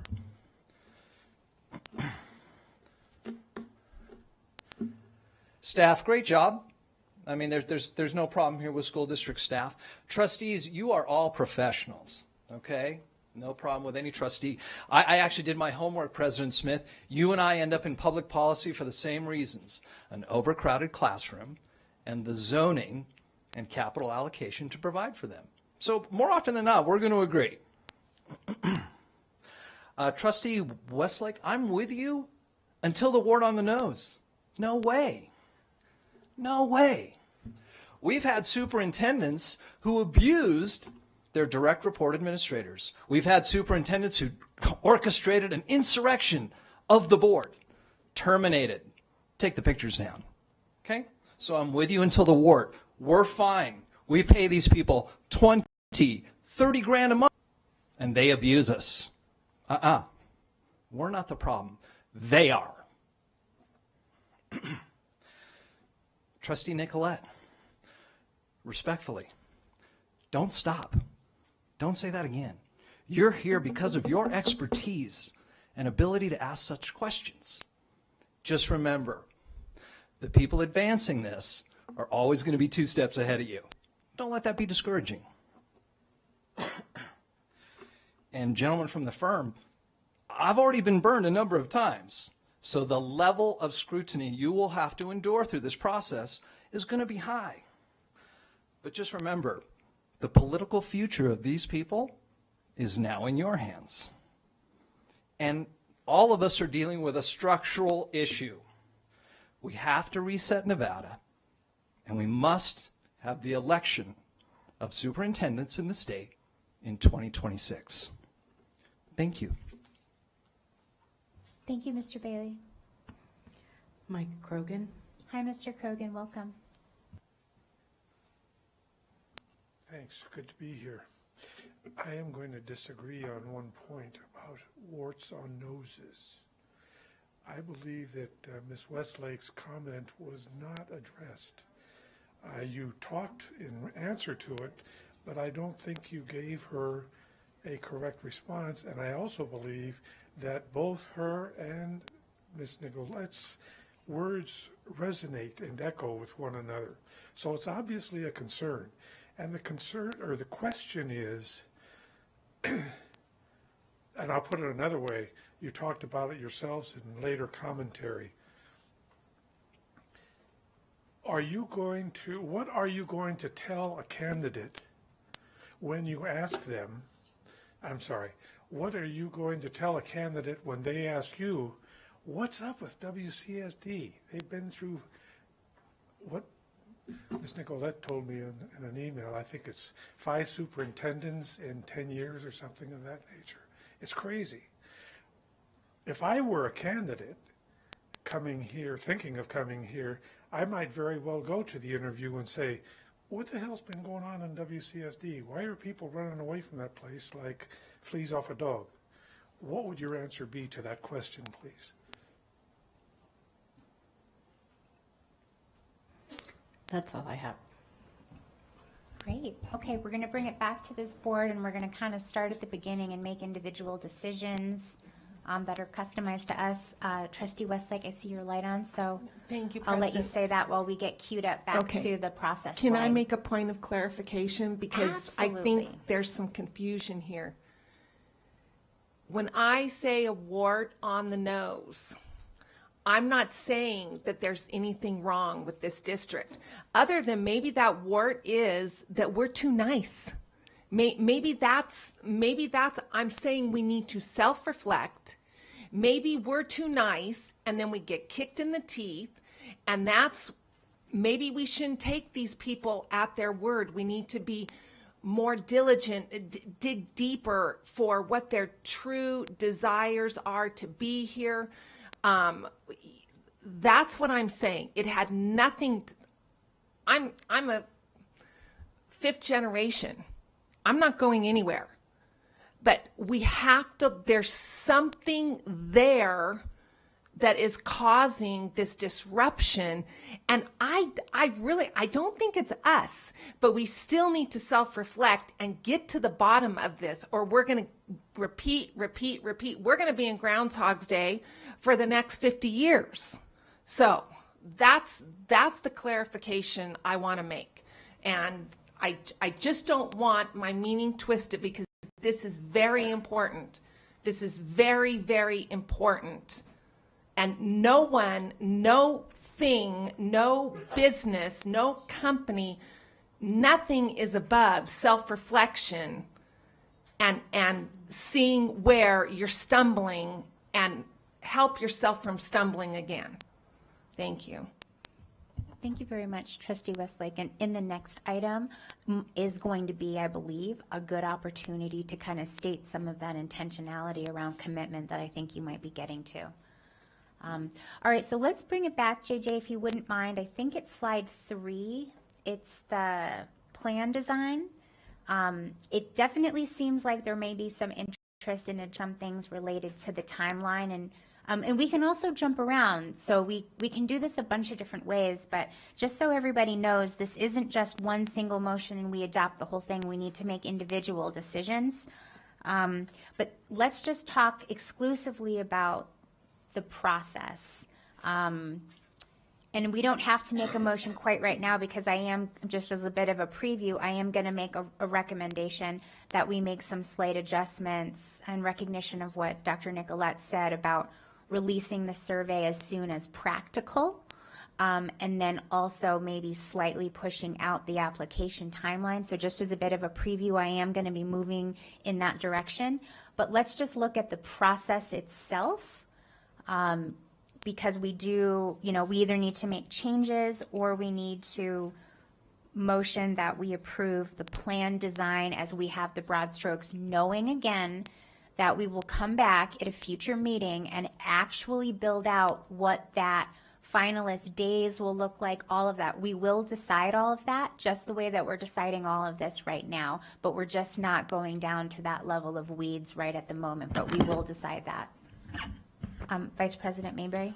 Just a quick clarification, Madam President, for you and the board. The very first bullet point under Phase 1, that is under 2.02, right? That is correct. Yes, and we'll be potentially doing that right now after this if we agree we want to do that. So remember, just as we often do, agenda items are predicated on certain things. This board may say no. I don't want to do desired characteristics. In such case, we wouldn't do item 202. So we have to say that we want this, and then we would do it next. But remember, all of these things are built into it. The trustee 101s, the stakeholders, the surveys, these are just all the parts and pieces. And then in the next item is when we would talk about the timeline for all these. So if this looks good, like I said, we do need motions as we go for this, and then we would talk into the individual timing of these in the next item. But if there's no feedback, I would look for a motion to adopt, or if there is feedback, then we would adjust or consider that. Trustee Church. I'm ready to make a motion. Go for it. So motion number 1, I move that the Board of Trustees approve the proposed WCSD Superintendent Search Plan design. Second. All right, motion by Trustee Church, seconded by Trustee Woodley. Trustee Westlake, do you have a comment on the motion? Oh, no, All right, so all those in favor, please say aye. Aye. Aye. All those opposed, nay. Nay. All right, thank you. Motion carries 6-1 for the overall process. And now that brings us to the next thing, which is the timeline. So Dr. Nicolette, absolutely, I want to make sure that you have your feedback with this, but something I would like to propose, and I can make this a motion, but first I want to talk about it out loud, is that we have the survey beginning on or around February 15th. I might suggest that we change that to as soon as practical, okay? So that we're signaling that, because on or around the 15th could be the 13th, it could be the 14th. So my recommendation is, and I'll have no problem making that motion, or maybe if Dr. Nicolette likes it, I'd like to change that to as soon as practical. And then in recognition of the fact that that community feedback is coming for public dissemination on March 12th, I would like to recommend that we offer 10 full days after that point to keep the applications open, which means that I will be making a recommendations that we keep the applications open until Friday, March 22nd, which gives 10 full days after the public distribution of that information for candidates who either want to remove themselves for consideration or give themselves more time. So I'm just kind of throwing that out there with a way to elongate the timeline, but not in a way that is totally off track. I think 10 days is enough time after March 12th to do that, but that's just me. I know that this is near and dear. I was going to go to you first, though, Dr. Nicolette. No? Okay. Do you not want to sure. go? No, Oh, no. I I know will. that. So I do want to defer to you because I know that Yeah. there's advocacy here. So Right, thank you.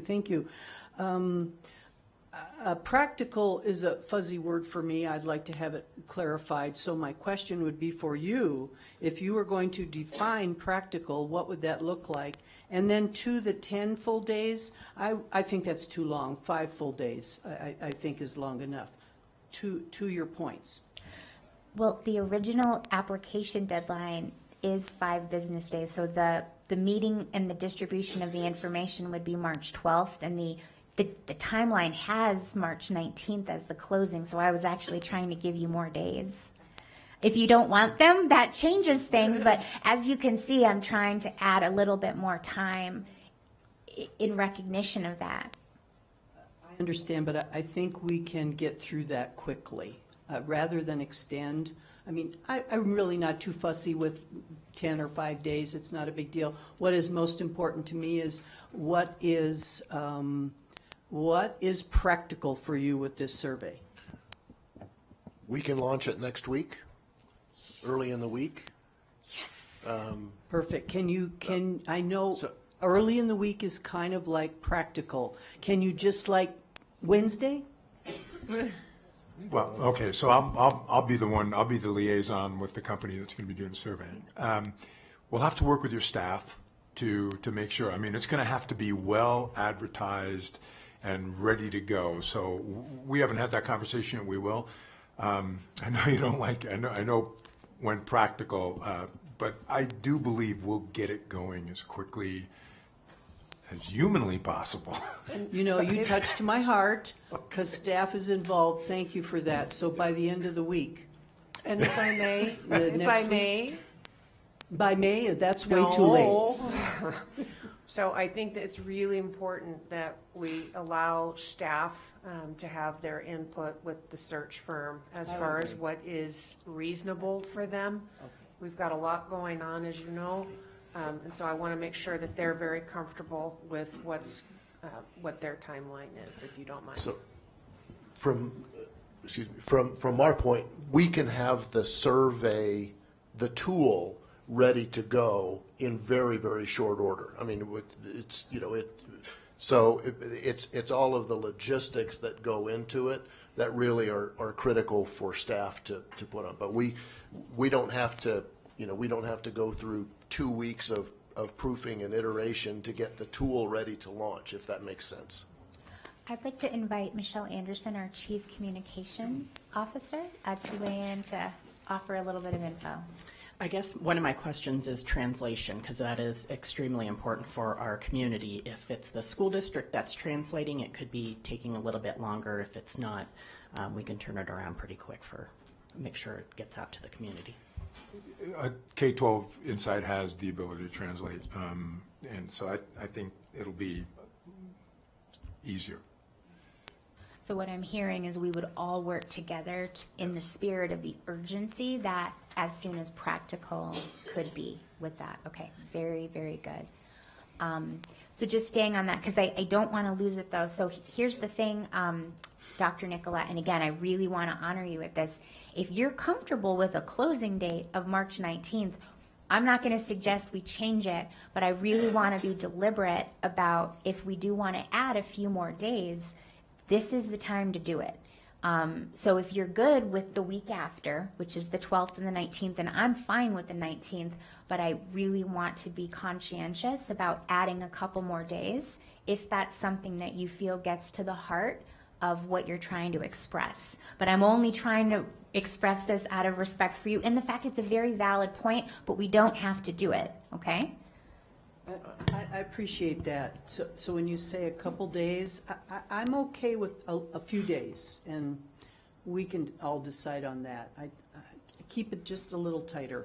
And I would appreciate your input. Thank you. So I was just going to say, I don't, so we've adjusted the top of this a little bit, right? Or sounds like we're going to. Yep, there would be a motion. So what I would offer is, since we're going to do that, and I thought you were the 5 and 10 days, I thought you were talking about the window of the survey. I'm sorry, I didn't realize you were talking about, but we can collapse the window of the survey a bit, because to Dr. Nicolette's point, I think folks will, especially if it's marketed well, folks will, it's not an onerous survey, folks will get to this soon.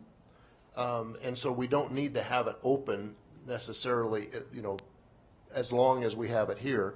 Maybe that works. But what I would say, since we're moving this up, I think it's realistic that we could provide that stakeholder report back at the February 27th Board of Trustees update that's on the schedule, as opposed to March 12th. I think we might be able to do that. That's possible. We certainly could do that. We would have to have the item posted on the 22nd, but the materials themselves don't necessarily need to be out that day, just the agenda. Sometimes the materials come a little bit later. I'm warning everybody, that's tight. I mean, let's say this goes out next Wednesday or Thursday, Wednesday-ish, let's just say, and then it's open for 2 weeks, that's the 21st. It's very doable. And by the way, if you feel confident with that, I like that idea, okay? I really do.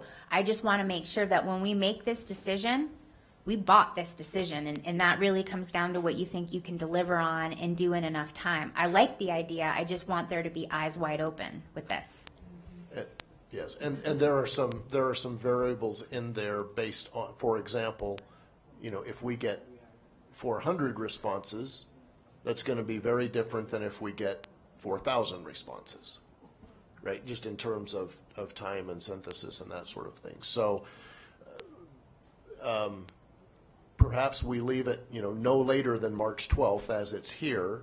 If we actually can pull this off and have that information ready by the 22nd, so that because really it's just a report back to you, right? So we're going to be using this data at whatever point we get it internally with candidates.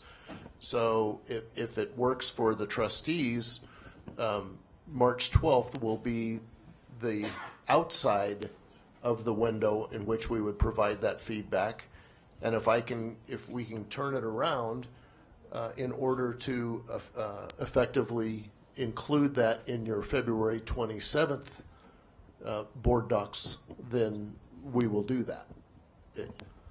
Does that nimbleness work? It does, and what's nice about this part of the conversation is that we don't need to vote on that part. So this is just the normal creation of the meetings, okay? So them as our vendor partner will come to me and say, we're ready to do this, but we don't actually have to vote on that as part of the timeline. We do need to vote on the fact that we have an intentionality around when the survey would open. We do have to vote on when the application period closes, but in the spirit of working together, you can come to me and say, we would like for you to have this as an item for presentation, and we don't actually have to vote on that right now. But I like where we're going with the intentionality of it. Okay. I'm almost ready to make a motion, but just only on the start of the survey. That way we start moving through these things. But Trustee Westlake, do you have a question? Okay, yes, I did. So we are talking about the application process to length, right? So Dr. Cooper and Dr. Joel, I wanted to make sure if the application process is extended, is that going to make it really burdensome and stressful on you guys to properly vet and really dig deep on these candidates if we extend it another 2 weeks? Or I don't want to stress our staff, but I don't want to stress you guys either. So that's one of those things that is tied, right? So if we extend the application period, the dates below that need to move as well, because we still, regardless of how long the application window is open, we need that time to do the final work. So And we might not need to do that. So what I am hearing, though, is some consensus around the survey begins. So on that note, I will make a motion. I move that the Board of Trustees directs McPherson and Jacobson to work with district staff to open the community survey as soon as practical. I second. All right. So motion by President Smith, second by Trustee Westlake. It's just for that one change. All those in favor, please say aye. Aye. Aye. All those opposed, nay. All right, motion carries 7-0. I am personally okay with the current close time of March 19th. So if somebody wants to make a motion to change that, like, let's have that conversation now. I don't see any other lights on. One of the other areas, and we can certainly come back to that, one of the other areas I would like to be careful about are these April dates. I don't know if that is necessarily too soon. Can we, well, we can do anything we want, but I don't know that I want to have it necessarily those 2 weeks, because we would be making decisions potentially on March 12th about that process. So I'm more comfortable with saying that to take place no later than mid-May, and that way we can build an actual timeline later in the process based on the number of candidates that we have. Because if we tell the community this is when all these events are going to take place, again, we can revise it, but I'm nervous about that. So on that note, I guess I could just say that I move that the Board of Trustees directs McPherson and Jacobson to work with district staff to have the presentation of final candidates, final candidate public forum, final candidate interviews, and the selection of the superintendent to take place no later than mid-May. Second. All right. Seeing no lights on, all those in favor, please say aye. Aye. Aye. All those opposed, nay. All right, so that motion carries. If there's not going to be any more specific micro-level details, I do need a motion that adopts how we do the policy. I'd like to make a motion on number 4, if I could. Is that, I mean, is that what you want, or? Yeah, I think it's number 2. Oh, okay. I'm jumping ahead. I move that the Board of Trustees approve the proposed timeline as presented. Second. As amended. Yes, okay, so friendly to change as amended. As Is our amended. second good with the friendly? Yes, madam. Very good. All right, seeing no lights on, all those in favor, please say aye. Aye. Aye. Aye. All those opposed, nay. All right, motion carries. All right, so then that takes us through the timeline and then now brings us to our community engagement and stakeholder feedback activities. And so at Trustee Church, did you have a comment on that, or you're talking No, about I'm number 4? jumping the ahead on number candidate? 4. Okay. So if there's no individual thoughts on this, which we certainly can, we would need a motion to actually adopt this process that we've talked about.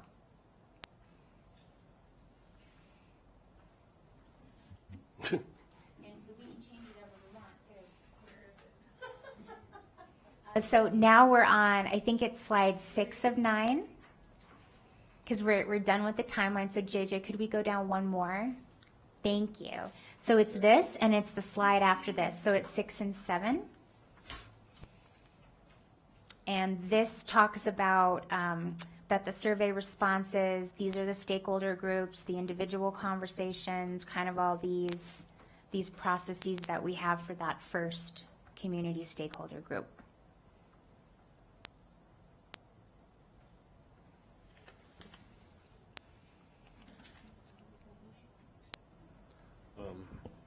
If I may, Madam Chair. So we're going with number 3, correct? Okay. I move that the Board of Trustees approves the community engagement and stakeholder feedback activities as recommended by McPherson and Jacobson. Second. All right, seeing no lights on, all those in favor, please say aye. Aye. All those opposed, nay. All right, motion carries 7-0. All right, now let's move on, and I'll go first to Trustee Church. Now I think that we're on slide 8 of 9 just for this section, and I'll open to you, Trustee Church. I'd like to make the motion on this, but I'd like to up it to 6 because it says up to. If we say 4, we can't get 5. Nothing requires we get 6 if I make the motion for 6. So before I make that, I'll listen for any feedback.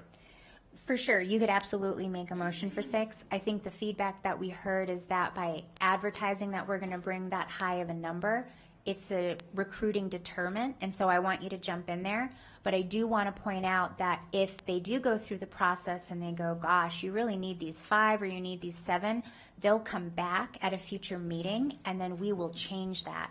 But really what we're doing is trying to make sure that we don't limit our candidate pool because they know that they're going to be one of 10 coming out to the community. But I don't want to speak for you, Mr. Nope. Joel, or Dr. Joel. Yeah, that's 100% correct. So yesterday I got a phone call from a prospective candidate who knew the listing. Very first questions were, how many? And what is Nevada open meetings law? So we had that conversation. So to put up to 6 in there right now, I think would be we believe would be a detriment.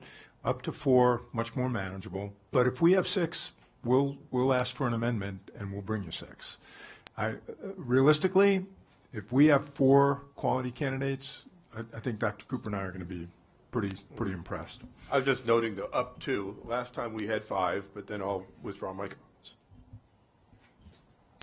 Thank you for this discussion. I don't really have a dog in this race, I guess, but 5 is kind of a nice tweener number. Having said that, is this the time where we would need to decide if we request, if it's possible, that 50% of that whatever number of candidates is, or applicants at that point, be from Washoe County or Nevada, or is this not the time to make a qualifier for that?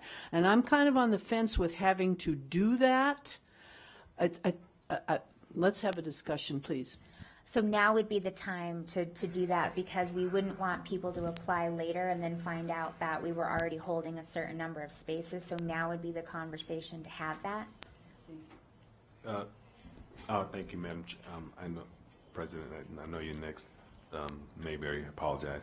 But I just wanted to agree with Dr. Nicolette, because that is something that I've heard from my constituency is, will you guys have a minimum requirement from candidates within the state? So I do like that idea. Thank you. Yeah, thank you for that. This was on my mind too. I didn't think it was going to be under this item, but nonetheless, thank you for bringing it up. I think from my perspective as well,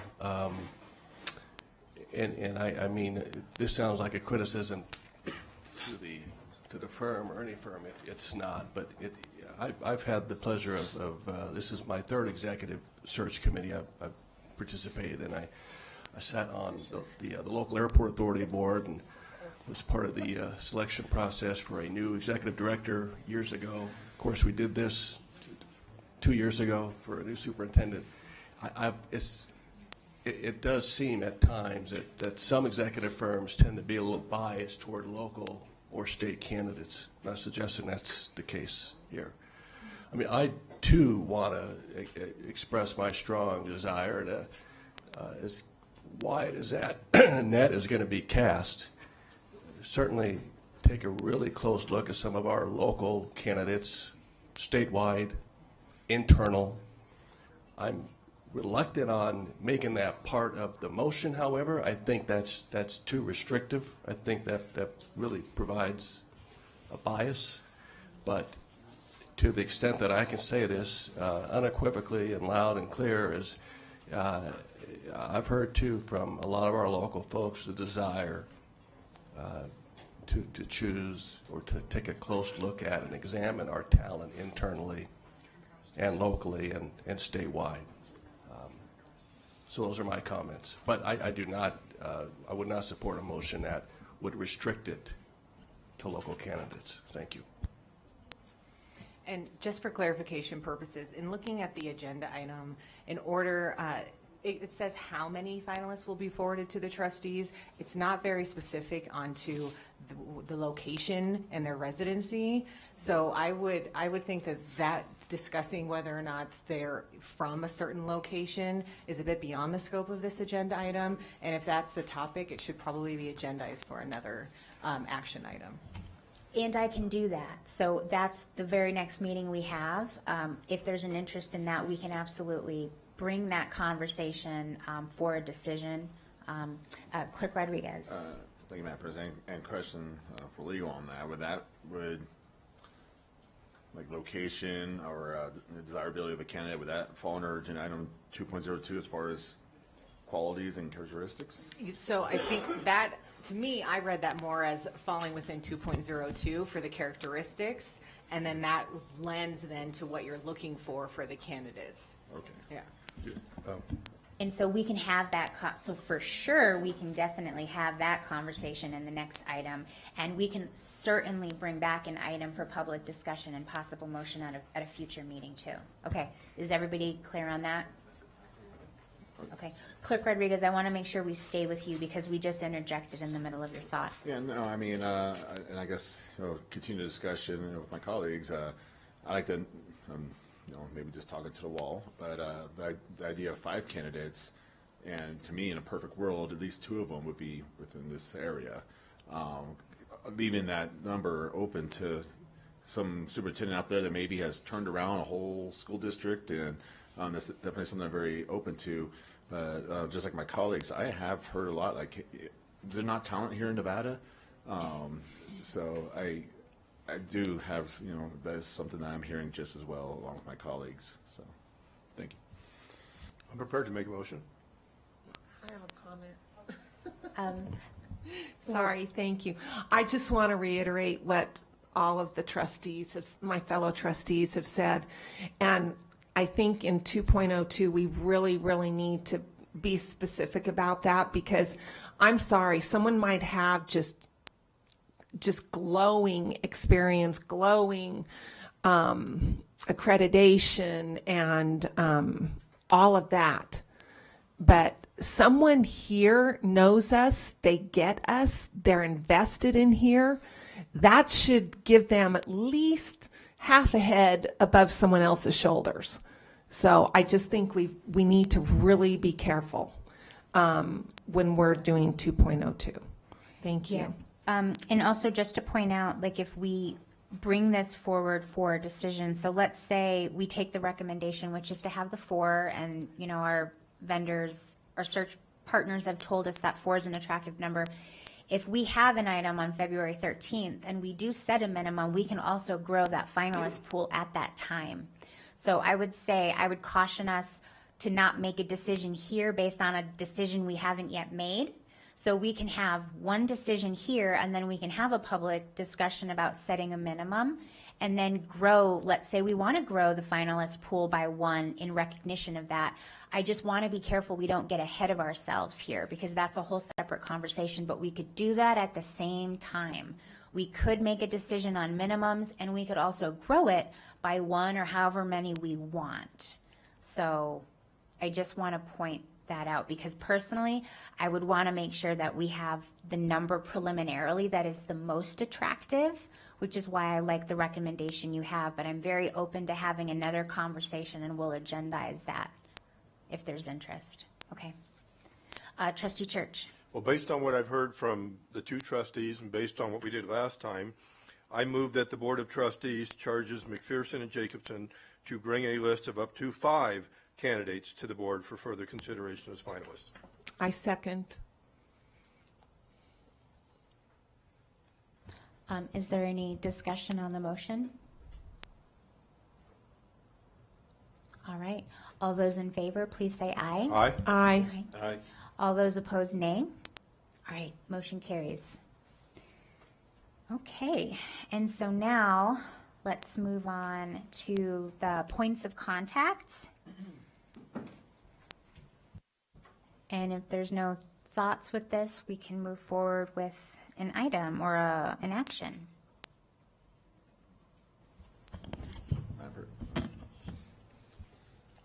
Madam President, I move that the Board of Trustees approves the official points of contact with the district and the Board of Trustees as listed in duration of the search process.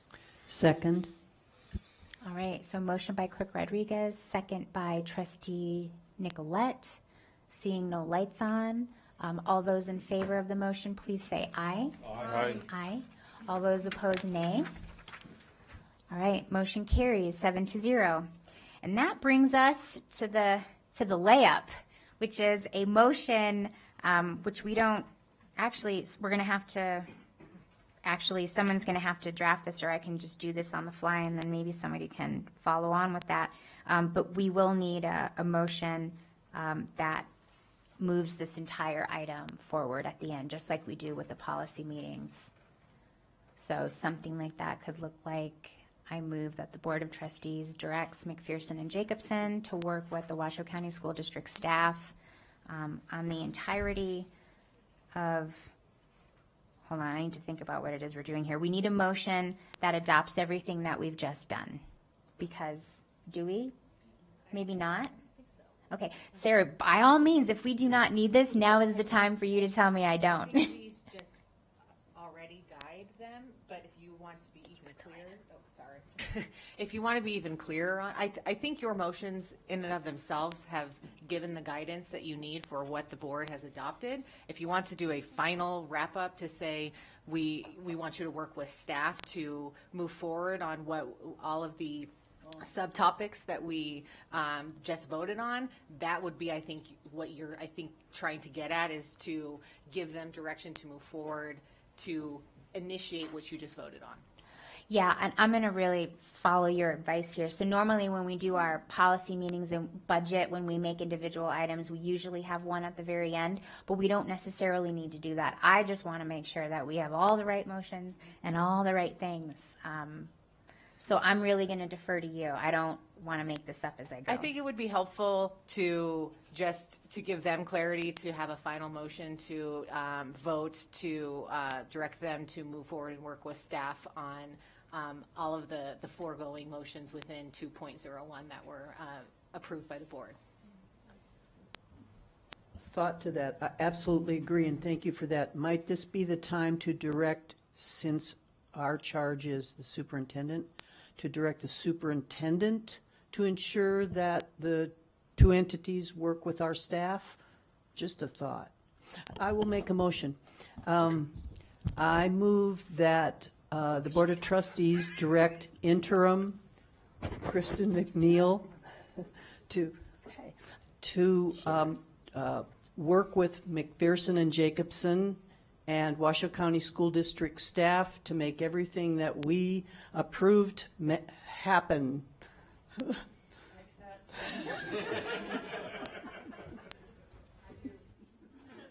All right, so we have a motion. We are looking for a second on that. I can second that. Is that a good motion? There's no direction, there's no agendized item about directing Kristen to do anything. I think this needs to just focus on them. Of course, I think it's inherent that Kristen will work with them, but I think really the focus should be on our search firm here and just saying that to kind of give them direction to move forward on the voted on items. I second that, Sarah. That could be a friendly amendment if you Okay. I will second Trustee Nicolette's motion as she made to make it happen. And so just to be clear, because so JJ has the, so we have a first and a second, and it sounds like a friendly, but I want to really put a pin on this because JJ has the responsibility of actually turning this into something. So the friendly amendment was to direct McPherson and Jacobson to work with the Washoe County School District in execution of all the items that the board has voted on for item 2.01. Thank you. Okay. Very good. So we have clarity on that. We have a friendly accepted by the original motioner, the second conversation on that. No other lights on except Dr. Nicolette's, which I think is to get ready to vote. So all those in favor, please say aye. Aye. Aye.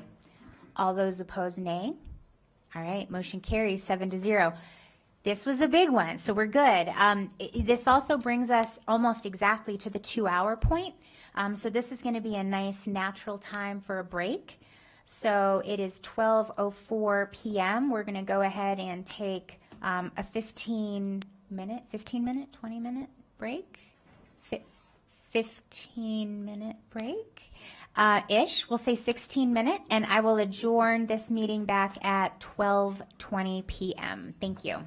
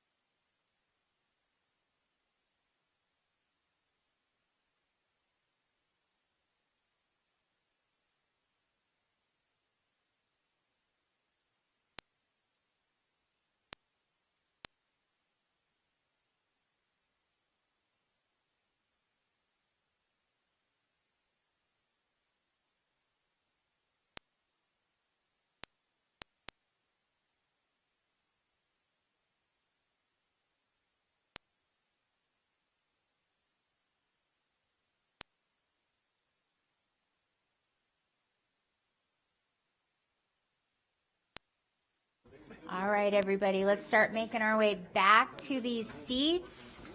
We're going to keep going here. In a minute, I'll call this meeting back to order, so let's get everybody together. All right. All right, I have enough trustees. I have at least one attorney, and that is good. All right. Okay, everyone, it is 12:30 p.m., and I am going to call back to order this special meeting of the Washoe County School District Board of Trustees. It is Friday, February 2nd, and we concluded last with wrapping up item 2.01, and now we're moving on to item 2.02. This is the presentation, discussion, and possible action to determine the Board of Trustees' desired experience, important skills, qualities, and characteristics of the next superintendent of schools for the Washoe County School District, led by McPherson and Jacobson, LLC, through the nominal group technique. This is an item for possible action. So this is an item where we'll have an activity, and then we'll potentially adopt or consider what we have at the end. I also want to bring to everyone's attention that all of the trustees have the job description, which this board updated and finalized on January 9th. And that Mr. Joel and Mr. Cooper also have this, because these are items we have already decided on. Okay, we've already decided on these items, and they have these items, and I just want to make that really clear so that we understand that these requirements are already there, and that, you know, the conversation we're going to have is in addition to that, but wanted to make sure that the public and this board has this updated job description just as a background. And so on that note, I will pass it over to Dr. Joel. Well, thank you very much. And for us, this is where the fun begins, right? So that we get a chance now to hear from you individually and then hopefully collectively as we reach agreement, consensus, I should say, on what are the 3 to 5 most desirable traits, characteristics for the next superintendent. And again, in accordance with previous conversation, this is not all inclusive or mutually exclusive. This is really designed for us to go out there and get the process going. And we will vet these against what we receive from your stakeholders, and you'll have an opportunity to make any adjustments that you'd like. Our hope, of course, is that there is alignment, because several of you mentioned, you know, you are hearing from your constituents, and I'm certain that you're bringing that into the room today, into this exercise. So the way this works is we're going to generate ideas individually, and then Dr. Cooper will record them, and then we're not going to do any explaining of them until we get the list exhausted, and then we'll come back and we'll ask for whomever put that up to give us their rationale for making that something that they brought forward. And then we'll come back and we'll do some combining, some clarifying. We'll look for some themes and trends and see if we can't come up with 4, you know, again, 3 to 4 to 5 strong statements of what it's going to take for this next candidate to possess to be successful in your school district. And please remember this, these will be general, they'll be overarching, but it's certainly within your obligation and your purview to talk about individual characteristics. Like, for example, you know, is a doctorate required? That always comes up, you know, in some of the searches that we do. You know, do they have to be a Nevada resident, or should they be from this part of the country, or do they need central office experience? You know, if those things are important for you, you know, certainly include professional as well as personal qualities, and then we'll see how it shakes out with the group. So our understanding is. Okay. Really quick on that, though, since under the job description, we already have those minimum qualifications, so we've done that, including the whole thing with the doctorate. That's why I wanted to make sure that this broadens that, because the board's already adopted this part, just so everyone knows. So let's talk about the personal traits. And, you know, as you were talking about earlier, you know, this whole, the notion of who these people are going to be, or who's going to read this. That's what you're laying the first doormat for, right? So that's what we're going to do. So my understanding, President Smith, is that the trustees have already generated their lists. We did have a bit of homework beforehand, and then I also want to welcome Deputy Chief Legal Counsel Montalvo to weigh in about some of the interesting aspects of open meeting law so that we stay in alignment with that. So just for the record and for all of the trustees, some of this activity is going to require you to write on Post-its and also take some notes. Anything that you are writing down, please initial. And we are going to collect all of these for the record because we want all of your votes to be tabulated and attributed to you to make sure that the record is clear and then there are no private votes. Obviously, I know that they are going to verbally be saying what all of these are, but we want the record to have their documentation. So please initial everything that you are writing on so we know who actually wrote that, either Post-it or note. Okay, great. So do you need a couple of minutes to generate silent ideas? Or are you ready to go? Here you go. We're ready. Okay, so President Smith, you want to call on people? Should we just go around the room? I'd like everybody to give us one. I am going to totally defer to you. Okay, so we let's have start our little with packs, so whatever you tell us to Dr. do. Nicolette. Why don't you give us one of your criteria? One of my criteria is that they take time to ask, listen, and learn before they make major changes, albeit anything that's an emergency needs to be addressed expediently. Okay. So ask, listen, and learn. Very good. Excellent. Thank you. Mr. Mayberry. Yes, sir. I have, I'll give you the first one, strong communicator and relationship builder. Strong communicator and relationship builder. Very good, sir. President Smith. My first one is a demonstrated commitment to WCSD. Okay, demonstrated commitment to WCSD.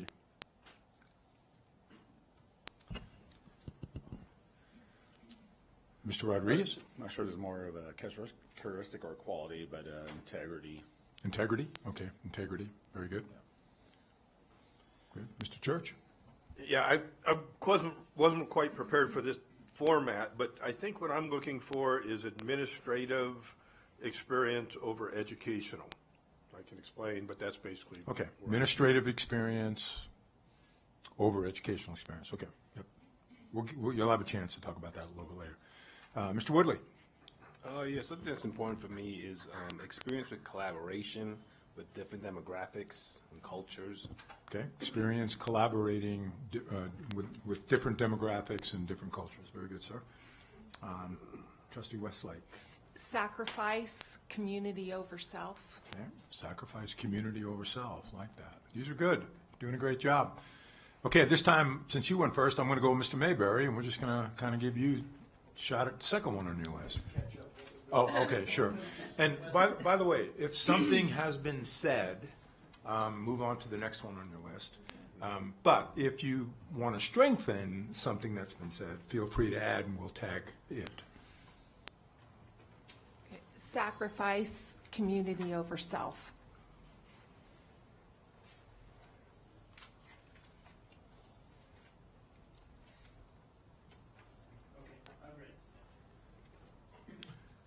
Mr. Mayberry. Yeah, yes, visionary thinker and problem solver. Visionary thinker and problem solver.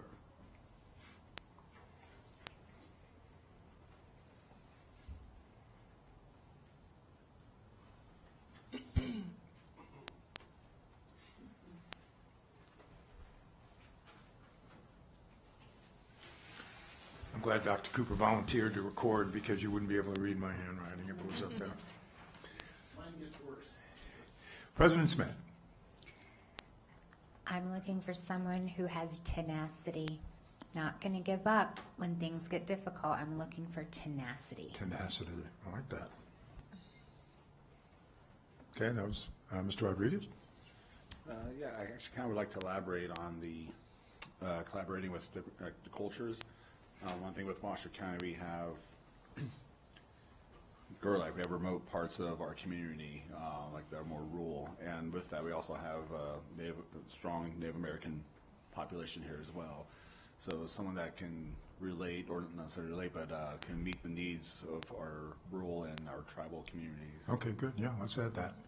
So that would include who put up the culture one. Would you accept that as a? Oh, absolutely. Yeah, because I think that strengthens that. That's very good. Thank you.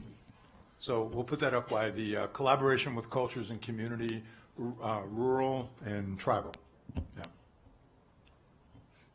Excellent. Very good. Mr. Church. Again, I may have misunderstood, but I'm a little more specific. I want somebody with a financial background. Okay. Yeah, no, that's good. You didn't misunderstand. Yep. Strong financial background. I'm just going to add on to that because Okay. that was my next knowledge, experience, or the ability to find different financial resources. Okay. Whether state, federal, other Okay. forms of financial resources. All right. You getting that, Dr. Cooper? Okay, good.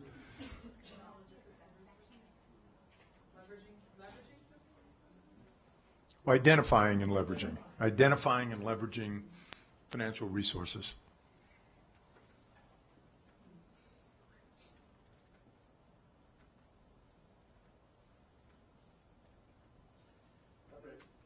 Okay. Okay. Trustee Westlake. Yes. Thank you. Convicted, and that doesn't mean to a mental. That does not mean to a mental hospital. It also means a firmly held belief, and that being said, that anything is possible for our community and our children. So I like that. convicted. Okay. Yeah, conviction. Conviction.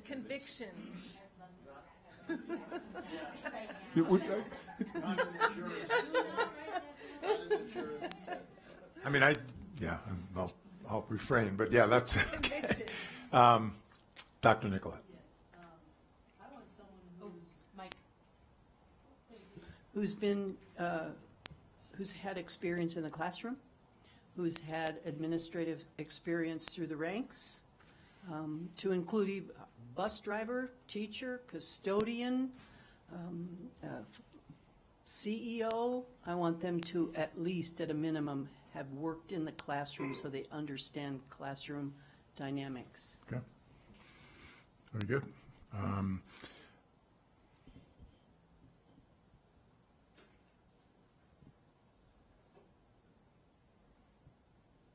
Okay, third one on your list.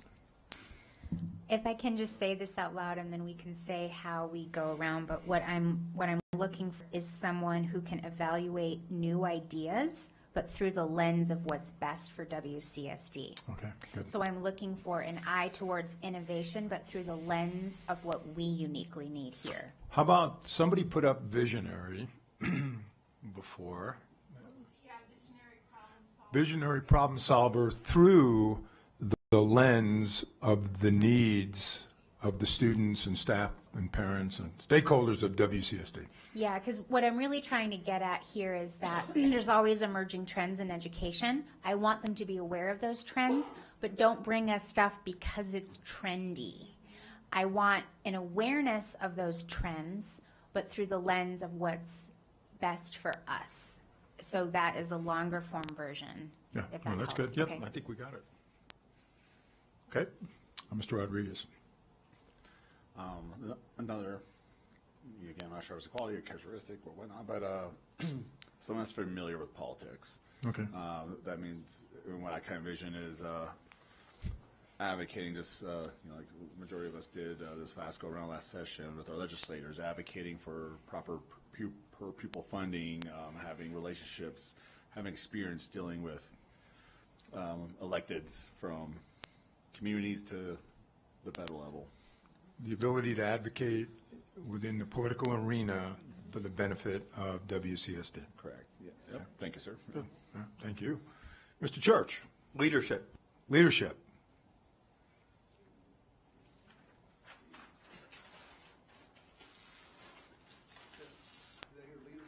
Leadership, Chip. Yep. Mr. Woodley.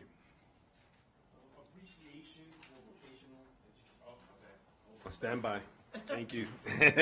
Appreciation for vocational training, Okay, education. very good. Yep. Appreciation for vocational education. Correct. Yes. Trustee Westlake. I'm hoping my colleagues can help me with this, because the word that comes to mind is dedication, but dedication can be whatever you're in at the time. I want someone who's going to stick. I don't want a bouncer. I want someone who's not been flighty and going from this and that. Commitment. commitment to us. I don't want someone who's been a superintendent in 5, 6 districts. It just shows me that, and I nothing against them, but it shows me that they're looking for something. Okay. And they're just not going to be happy. They just want to keep bouncing around. Let's put it up there, and then we'll come back and we'll have conversation, Okay. because I'm sure that will fit into a couple of these other ones. If it helps, my third one was commitment to WCSD. So just the way that we were pulling them into others, it was Yeah. commitment to WCSD. This is a little different though, because Let's I leave, we'll leave, don't we'll leave it want up. someone who's bouncing around. I don't want someone who's going from job to job to job. I And you shouldn't have that. yeah, quite I don't frankly. want someone who's 2, 3 years and then 2 years. Yeah, don't want that. We'll leave it up, because you'll like this next phase. This next phase is really, you're going to rational, you're going to talk about it, and we'll combine and convict, and maybe yours is a standalone, and then we add some meat to that. Okay, good. I've shared this before. I'll just piggyback on that one. We want an owner, not a renter. Oh, nice. Okay, yeah, wow. Well stated. Good. Owner, not a renter, yeah, wow. Mr. Mayberry. I try to struggle to find a metaphor. I think I'm looking for somebody who has some level of emotional intelligence, of empathy. What I keep going back to is I'm almost looking for somebody. This is going to sound terrible,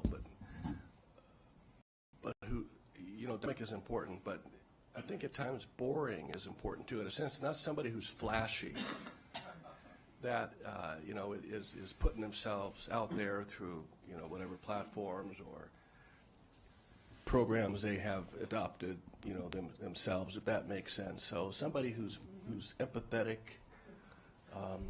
to all the diverse stakeholders and our students here, and who sort of flies below the radar, but has a strong level of integrity. That name was mentioned. Dedication, commitment, emotional intelligence, I think, is what I land on. Okay, I hope that makes let's sense. put emotional intelligence, yeah. Good. Okay, I think we're ready for the fourth one now. Mr. Rodriguez? And by the way, you can pass if all yours are taken. Yeah, no, I think, I appreciate my colleagues. I think we're all pretty much like-minded. Okay, good. Thank you. Good. Okay, Mr. Church? I'll pass for now. Okay, Mr. Woodley? There's a lot up there. Experience with community engagement and partnerships. Okay, good.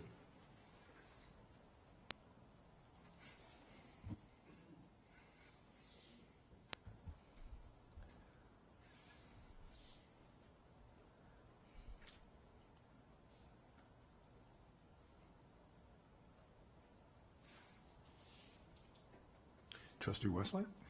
I'm not sure if there was something up there. Ooh, our thingy fell. I'm just going to say it. I can't see behind the thing, but if it's up there, but hungry. They are ready to get to work. They love a challenge. So hungry. Okay. You've got some great one-word descriptors that use. Good. Dr. Nicolette. I'll piggyback on my colleague with emotional intelligence. I want someone who has a sense of humor, who knows when to laugh, who knows when to be firm, and who knows kindness and exemplifies kindness. Oh, nice. Very good. Yeah, good. That's a good add to emotional intelligence. Mr. Mayberry? Some flexibility in a dynamic environment, somebody who's not rigid, who can be flexible, given just the state of education. Adaptable? Yes. Yeah. Agile, somebody used the word There agile you go. today. Adaptable, agile, in a constantly changing environment. I mean, that's what education is. Good, very good. Chair Smith? I'm looking for authenticity, so less acting, more authentic. Okay. Authenticity, good. Okay. I actually just came with, and it could probably be we'll see. I was thinking present. Present. Yeah, like here.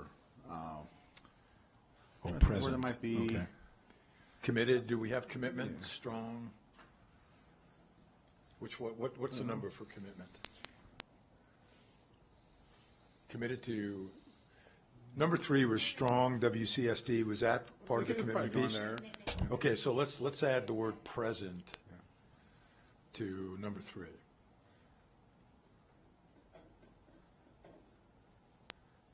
Okay, good. And I'm not sure how to really elaborate on that. I mean, my colleagues probably know what I mean by this. So We know what you mean. Okay, thank you. Mr. Church?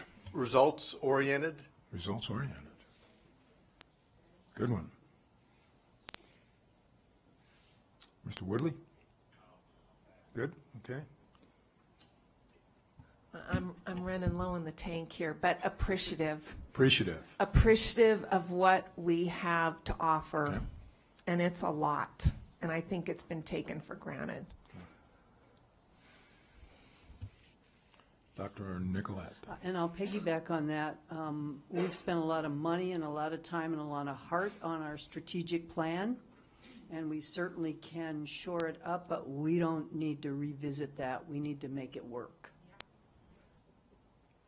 Operationalize the existing strategic plan? Okay. Okay. Sounds like the next superintendent's going to get an opportunity, because you do a 3-year plan, to shortly after they look, listen, and learn about the culture, establish a presence, they'll be able to begin thinking about the next iteration of a strategic plan. They may not have to. They may not have I mean, to. that's kind of Okay. an assumption, but yes. Yeah. Well, I would just say that that's always a selling point too, because when districts are at the beginning of a strat plan, some superintendents would say, the cast is already, or the die is already cast, whereas they have an opportunity to be part of that next, whatever that vision is. Good. Mr. Mayberry?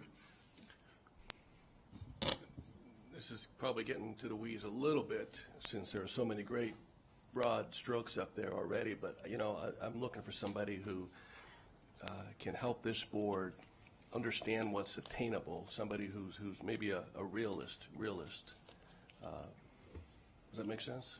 So you're talking about ability to work with the board, collaboratively with the board? Well, no, I'm thinking more specifically goals and objectives. What can this organization really attain going forward? Oh, okay. Well, wouldn't that be part of that? There's a visionary one up there. Which one? Yeah. It's probably all aligned. Yeah. Okay. Thank you. Yeah, we got to add Yeah, we can that. leave that as a standalone. Okay. Okay. Realist. Okay. All right. Okay. Thank you. Okay. Good. Yep. Thank Thank you. you I for wasn't making trying my to talk you out of case it. Okay. We hit all the things I had on my All list, right, one very way good. or another. Doing great. Mr. Rodriguez, he passes. Mr. Church? Okay. Mr. Woodley, anything else? No? Ms. Wesley? I got one more. Insightful, but have foresight. Insightful, but have foresight. Okay. Dr. Nicolette? Pass. Mr. Mayberry?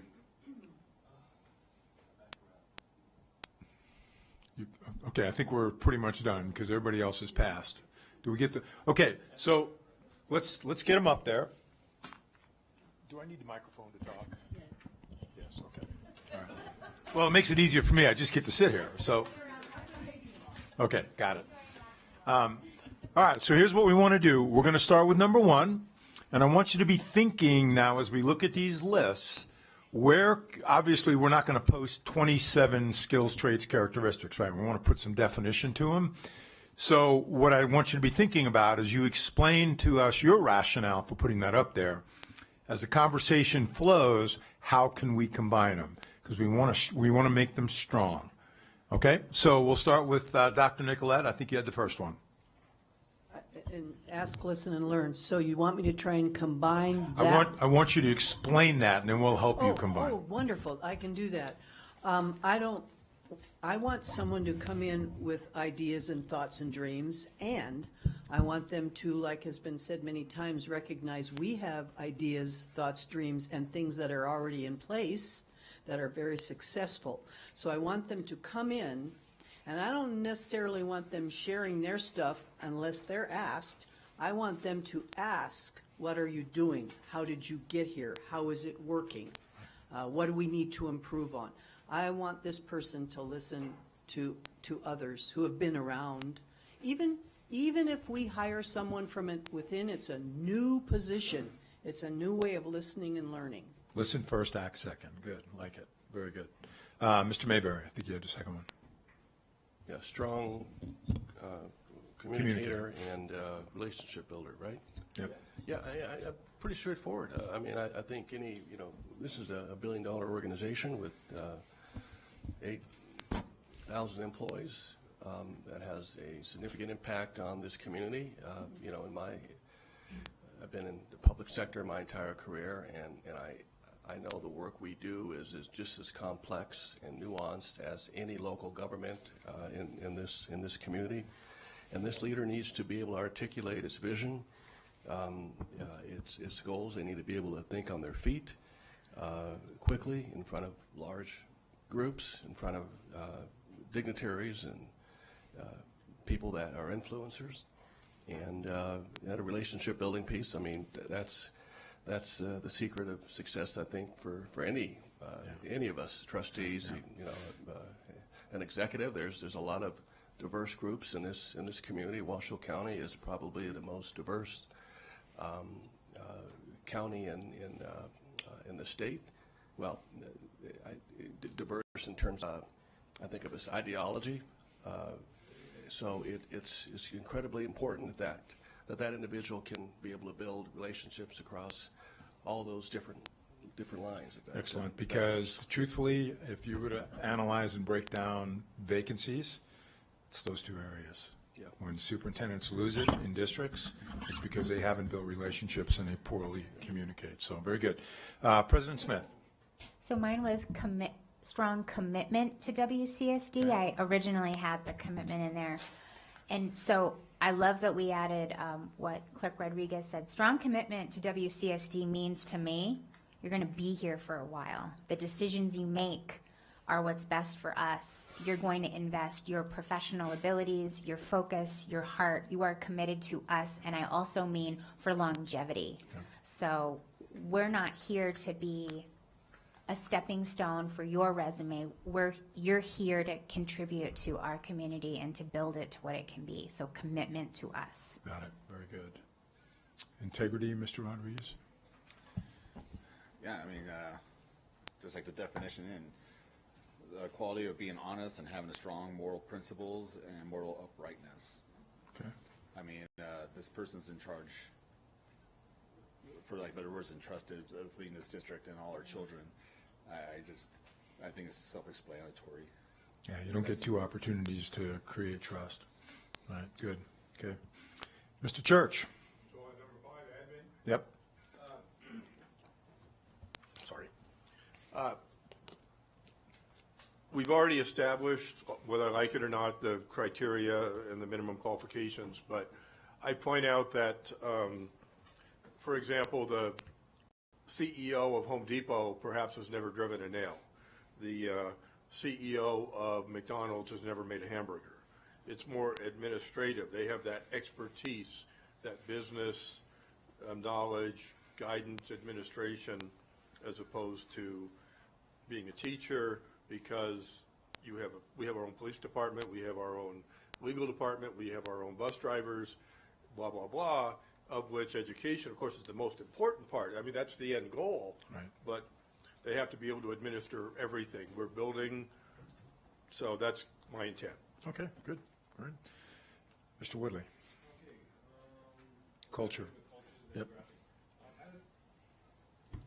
I got it. Okay. I believe we all look at the world through the prisms of our life experiences. So, from my perspective, I just would like to have someone who isn't has that parallel thought process, but has the ability to understand and relate and problem solve for others, and not just from the life experience that they themselves have. Because we do have a pretty diverse community. Yeah. Okay, good. Love it. I think the next one was yours, community over self. So community over self, I really appreciate when people want to better themselves and reach for the stars, but I would like to see someone that their desire right now is to be part of our community, and their aspiration, the upmost number one aspiration is not what they're trying to aspire to, but what they're trying to get Washoe County School District to aspire to and to achieve. So someone who can just set their wants and needs aside and see what our community needs and has to offer, and we'll open our arms wide and do whatever we can to assist in that. Okay, good. I think that's something that would fit into a couple of the other ones when we get to that point. So, Mr. Mayberry, I think you, visionary problem solver.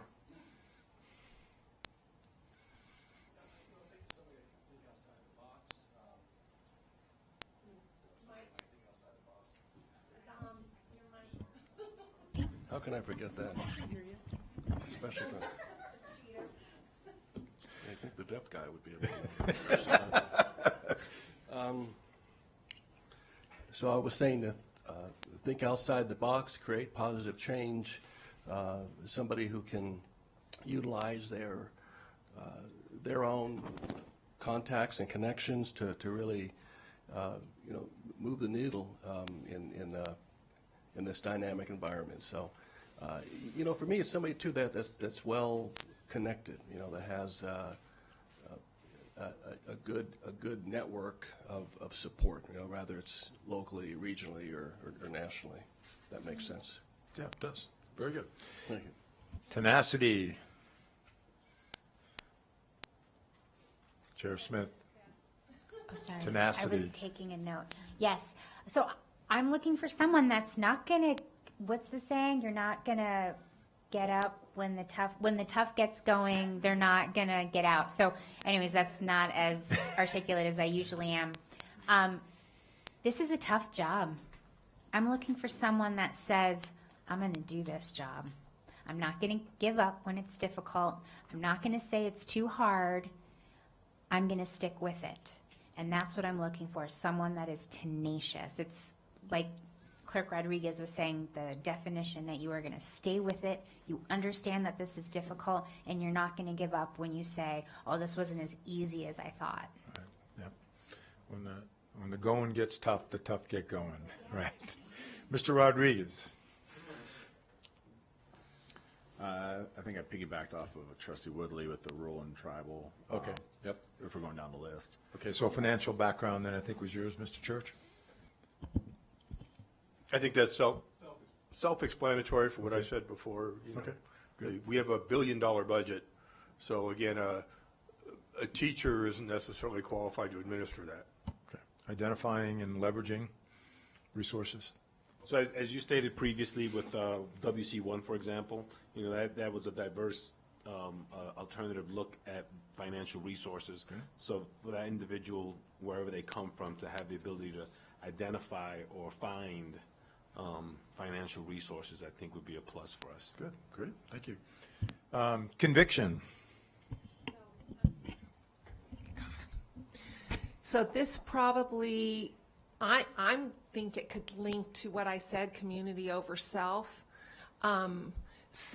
Convictions, someone who's going to be a champion, someone that will champion our children, our families, our administration, our teachers, our community, that their conviction is solely to making us stronger, better and reaching our goals. So that could be community over self. It has to be someone that is going to put us over themselves. So would you add that to 3, which is the strong commitment to WCSD, ever present, and we'll work on some wordsmithing on that, of course, but, you know, has the conviction to really commit to the work. Yep. Okay. All right, good, excellent. And who had school experience? Okay. I can synthesize that. I want them to have come up through the ranks. Even a general was a private first class at one point. You're just not a general right out of the chute. Nope. So I want them to have boots on the ground experience. Okay, all right, very good. And then politically effective, was that yours, Mr. Mayberry? No? That was me. Well, okay. That was me. Because, you know, whether we like to say it or not, this is, you know, being a superintendent is a very highly political position. So they need to have, for me, ideally, the candidate would have some sort of political knowledge in that arena. I mean, we got different collective bargaining unions, for lack of better words. They need to be able to communicate with the city managers, other electeds in our area. I mean, we're a small little valley, but we're big. You know, we got the city of Reno, we got Sparks, we have Airport Authority, so there's a lot of different governing bodies within our little area, and that's, you know, to say nonetheless with our state legislators and our governor. For me, I would like to have someone that would have some of that ability and knowledge, not necessarily spearheading it, but at least have some knowledge, like working. You know, there could be a deputy superintendent out there somewhere that, you know, is politically savvy or. Could you see that in number 2, strong relationship builder? No, for me, I think that is a whole nother. Okay, field. gotcha. Okay. What about number 19? Community engagements. So, I mean, I think that's like Education Alliance to me. That's, you Okay. know. All right, we'll leave it there. Good. Yep. I mean, you're absolutely right. That's a big part of the job. Who had leadership? Leadership's like a duck. You know it when you see it. It's, you know, it's hard to describe, but there's natural born leaders. Without ruffling any feathers, pun intended, we just hired a police chief that everybody, all 7 of us agree, is a true natural born leader, regardless of having the college degrees. So leadership is hard to define, but you know it when you see it. Okay, thank you. Supports vocation-led. Yeah, so traditionally, traditional education is very easy for a superintendent to try to find partnerships with the universities, colleges. I think if we had someone, for example, that identifies vocational education and looks for partnerships, whether it's with Tesla or Switch or something, a local entity, okay. To have that desire and that actual mindset. Okay. To enhance vocational Is that education. part of the community engagement partnerships? With a focus on? It could, with regards to partnerships. Okay. Yeah, all right. specific partnership. All right, why don't we add that? Owner, not a renter, somebody that's stable. Yeah. Oh, So, okay, yeah. Well, I was the stability, I think. You had had the stability. description, the owner, not the renter. And I think that's got to be really important. I mean, but that kind of goes with the selfless, because someone who's been bouncing around is looking for something. I want someone who can see what is here that can lift them up while lifting us up. The achievements that they can help us bring about here, what is better than that, than just feeding someone's aspirations to do really something amazing of quality. I mean, I can't think of a bigger aspiration than fulfilling our communities. We deserve this. Our kids deserve this. We need someone who sees that and sees how how important that is for us, but not just for us, for them. I mean, for their feeling of worth. I mean, they're giving us our value and worth, and moving that needle. That's got to be a huge worth and value builder for their aspirations. And only someone who wants to own this and not just rent it, try it on, and see, do a test drive. No, someone who wants to get that car and put the love and care into that car, the tune-ups, the oil changes, the fun things, going on, a joy ride, going to the coast, whatever. For the good, the bad, and the ugly, someone who wants to be here and own this. Excuse me, is that part of number 3? Strong commitment to WCSD? It could be. It'll make it stronger in terms of voting. But it could be, but someone can come in and think they've got that strong, but if they don't have that selfless quality to them, okay. I think they're going to be, the test driver. Right, let's It could be with the selfless, though. Okay. It could go with the selfless, maybe. Where's the selfless? Yeah, I don't want someone who's taking us for a test drive. Okay. All right. Okay. All right. Well, let's combine that with the selfless. Stability, owner, not a renter. And again, we'll wordsmith these so they make a lot more sense. And by the way it'll read is the successful candidate will be able to demonstrate, right? So they're going to have to be able to show evidence that they own, not rent. I mean, that was yours, I'm sorry. Okay, Hungary. Oh, I'm sorry, we already did that. Oh, EQ, yes. Mr. Mayberry. I think I pretty much gave a description of what I mean by emotional intelligence. Do I need to pontificate more on that, or are we good? Okay. Okay, good. Agile. Who had Agile? Oh, I'm sorry, I'm jumping too far in. Yeah, we added the vocab piece to that. Anything else need to be said on community partnerships and engagement? Okay. Okay, so Hungary, we've... Someone who's up for a challenge. Someone who, I mean, they can't wait to roll their sleeves up, and they want a challenge, and they're ready to fight for success. They're ready to fight for. I want to see someone who's ready to not just go after that bone, but's just gonna gnaw that bone. Someone who really wants to work hard, but also draw others in, get others in with them to be successful. Okay. Authentic. It's simple. Less acting, more authenticity. Okay.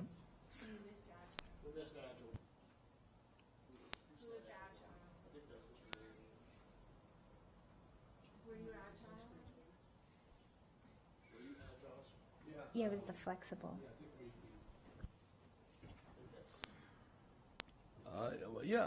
Just kind of going back, what I said. I think I said I used the word flexible in a dynamic environment, and agile is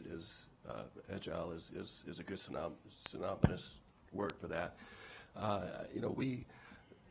This is a very fluid environment, not only economically, but education in general. Certainly, the political environment is very fluid, given the deep divisions that we see every 2 years. So it's just somebody that really needs to be flexible with the times, be able to change gears. This board can flip every 2 years. So those were my thoughts when I noted the term flexible. Okay. We did authentic, results-oriented. Mr. Church, I think that was yours. Pretty well what I've already covered. I'm very, I don't know, right side of the brain where I want to see a 0.2% increase in SBAC scores or a 0.3% decrease in chronic absenteeism. Okay. Appreciative of what WCSD has to offer. This, to me, this isn't only what our administration has to offer, because we have a phenomenal supportive staff. We have fantastic teachers, fantastic administrators in the school. I mean, to our busing, to communicate, to everything. But I think we need to look at what candidate applicants' interests are because we do have a lot to offer here.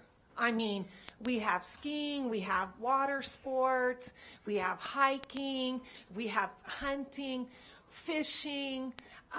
We're close to California, close to Disneyland. I mean, we have an amazing, so this is, I mean, even if it isn't someone with a family, I mean, but someone who's, I think we need to look at what a candidate, what their special interests are, because we want to retain somebody here.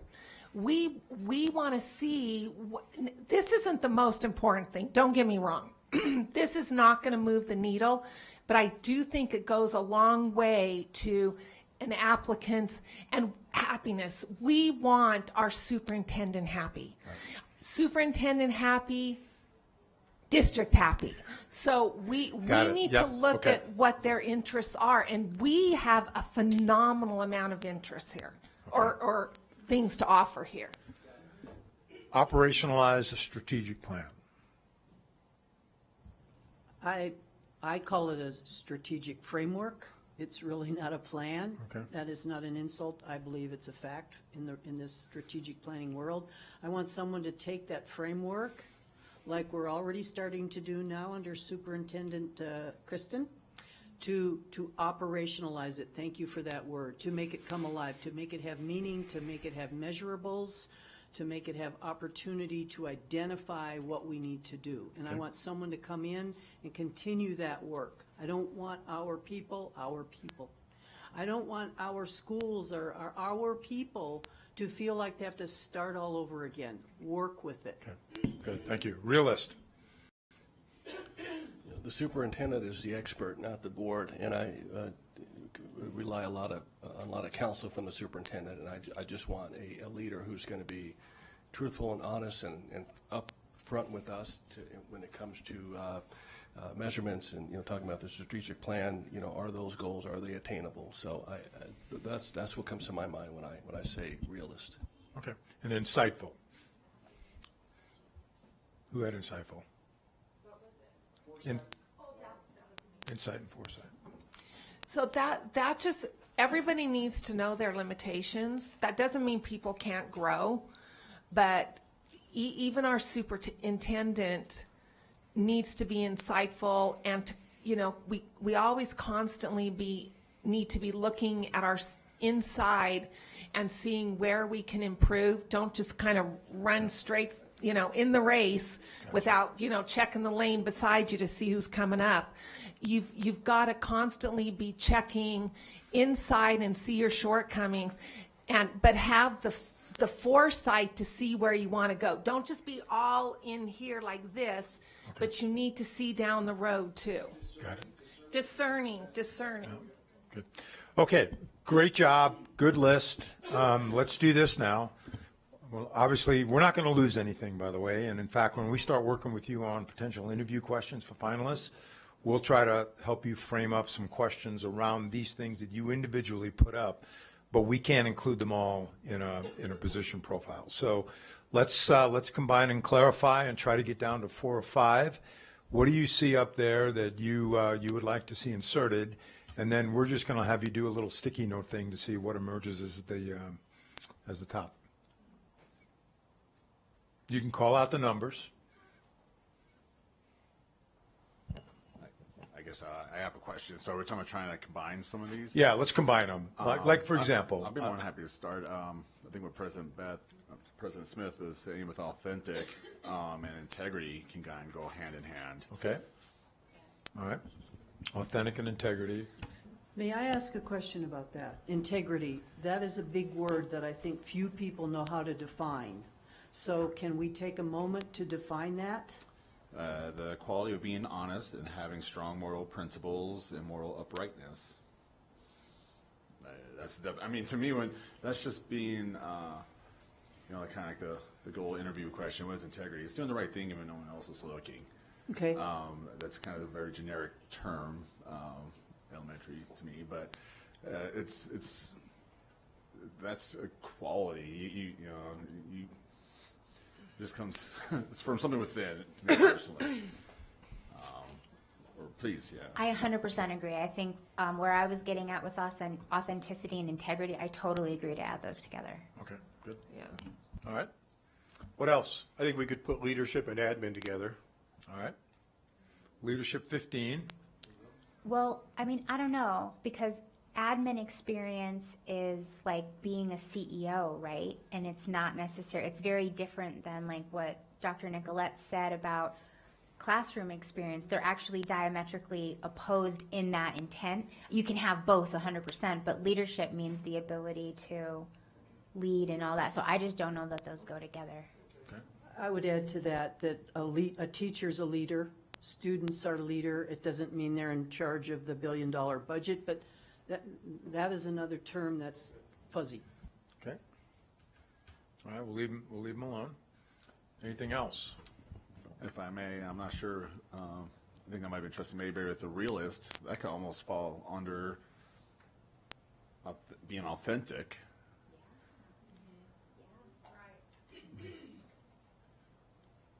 If my colleague agrees.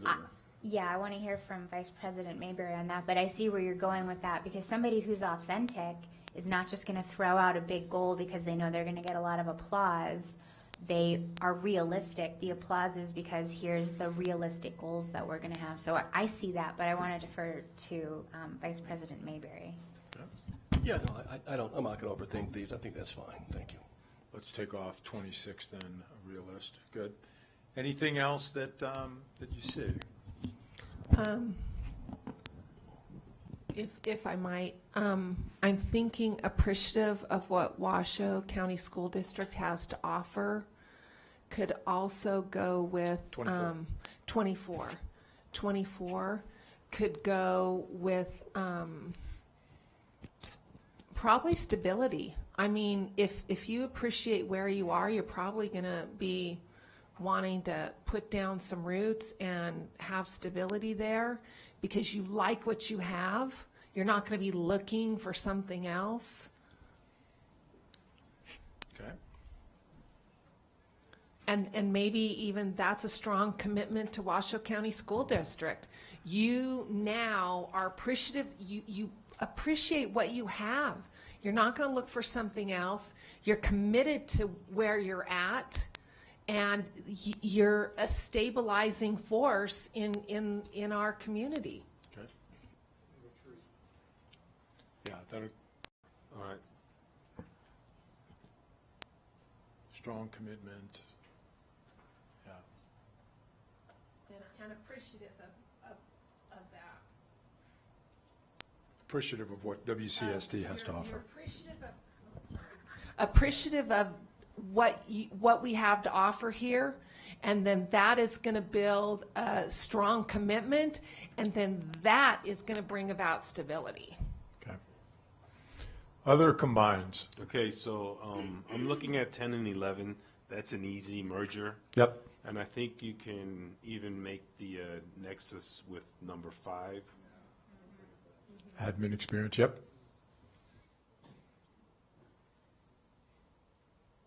Good, thank you. All right, so we got ask, listen, and learn, which is honor what's already in place. Where can that fit to strengthen? Is that a Let me just put this out there to go ahead. Totally not going where you are. Okay, that's fine. I was actually looking at hungry, agile, or flexible could be traits of leadership to me. Okay. Leader can be hungry and flexible. So like 20 and 21 can fall under 15. Is that what that is? Leadership. Okay, here I go again. What does hungry mean? That's me. Hungry is a desire for something. If you're hungry, you're driven, you want it. I want them hungry to elevate Washoe County School District. That sounds selfish. I don't think so, because it's hungry to, it's not hungry to improve or get accolades for themselves.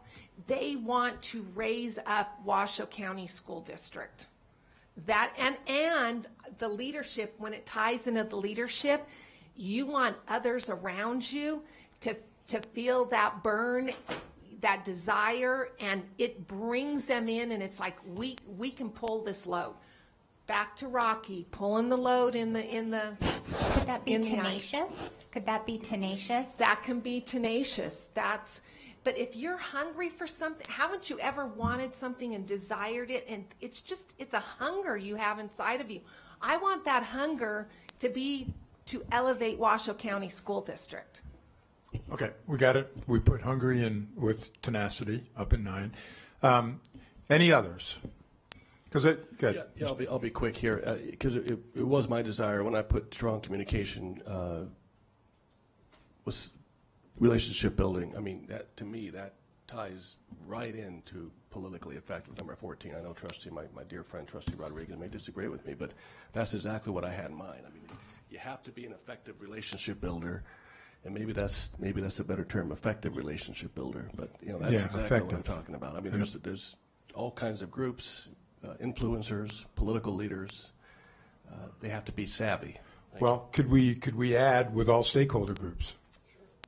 Okay, strong communicator, relationship builder with all stakeholder groups, and then that would, without, unless you want to leave politically effective as a standalone. I worked with my colleagues for discussion on that. I really believe, strong communicator could fall under being politically effective. Okay. I really believe that is a quality within its own. Okay. Yep. Personally, I like my colleagues to. Okay. Well, we still have too many, so we need to do some more combining and clarifying. And that's all I was trying to do, is try to strengthen them so that they can get the support that they need. Again, we're not going to lose anything. We just want to make sure that we capture the essence of the conversation today. So we have Ask, Listen, and Learn, which is honor the existing culture and what WCSD. We have a strong communicator.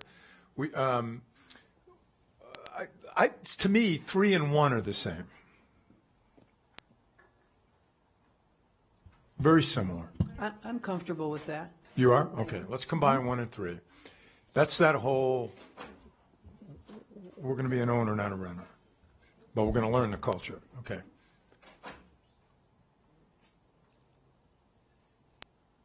All right, so then we've got the personal skill, integrity, authenticity, realism. Is there anything else? Can that be combined with anything? Is that tenacity and hungry in there? Maybe, where is it? Was it integrity, authentic? Maybe with 7, because if you have integrity and seeing that we've really kind of been stomped on, and seeing that, hey, right now is not the time to be selfish and thinking of myself. I need to be convicted and dedicate myself to this community and create some stability for this community. I think that goes to a person's integrity. So I'm thinking maybe 7 and 4. 4 and 7. Okay. We're getting near the hour when we said the meeting was going to be over. So we're going to have to expedite this a little bit. And so, what I've asked Mr. Cooper to do, Dr. Cooper to do, is to just now capture the bigger ones, and then let's see where they shake out with you. Okay, so And again, we're not going to lose anything, and if something that you put up there doesn't make it into the verbiage for the posting, trust me, we'll keep these and we'll bring them back. And you can bring them back in terms of interview questions. And every one of these, by the way, can be converted into a good interview question that people can demonstrate. So nothing's lost, but this really helps us because we're capturing the essence of what the group is saying, and now you're going to prove that. So we'll give Mr. Cooper an opportunity to just kind of put these up. And what we'd like to do is, yes, ma'am. This is where I'm going to jump in and remind everyone that this is actually an item for action. Okay. So at some point, we're going to need to do public comment, and then we're going to have to adopt these as, our preliminary skills, da-da-da. So this is actually an item for action, and we still have 2 more agenda items, everybody. We've got to get to that today. Would it be easier if we went ahead and wordsmith some things out now and then bring this back to you? Well, not before you need to post for this job, because we would. So No. I meant by the time you're done with the next 2 agenda items. Possibly, or we could do public comment right now. Okay, let's while do we public do comment. that. Yeah, give us a chance to wordsmith these out. So we have to make the decision today. We have to make some type of decision today. But let's go ahead and let's take public comment on this item. Colin, I'm sorry, Trustee Westlake, can we just wait until we do public comment? Okay, and then we'll come back to this. Thank you so much. Todd Bailey. Hi, Mr. Bailey, welcome.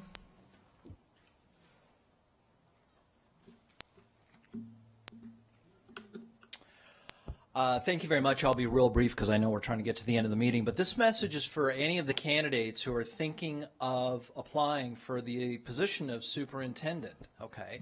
I think you should watch this video of this agenda item, okay? Number 1, loyalty. Demonstrate that. Commitment, integrity, fidelity to the United States Constitution, the Nevada Revised Statutes, and district policy. Do your homework, which is another way of saying come and do the job. Graduate successfully, which means complete the contract you sign. The strange thing is, 5 of the previous 6 superintendents could not do the basics. Forget about all these wonderful qualities that you just listed. And the board, you guys should savor this moment. There is a vibe going on here with this item that I haven't seen in a long time. Leverage this into this future selection process, and you will be successful. Okay? The points you're bringing up are extremely valid. And if you're going to apply, be prepared to run for the position in 2026. Be prepared for that. Trustee Rodriguez, the answer to your question and others about getting local participation is frankly quite easy. Hold a press conference that every trustee attends and goes to the microphone and says, this isn't district policy, but my personal opinion is I'd love to see more local candidates. I'll be glad to make the phone call. We'll get the governor here, President Brian Sandoval at the university. We'll get all those people here to show the professionals in this community what we want. Now, look, if we don't get enough candidates or qualified candidates to do that, and we do bring in someone from the outside, okay. But we will have made our best shot and publicly stated to everybody what our desire is. I'll stand there with you. It's a good idea. Thank you. Thank you very much, Mr. Bailey. Mike Krogan. Hi, Mr. Krogan, welcome. Thank you.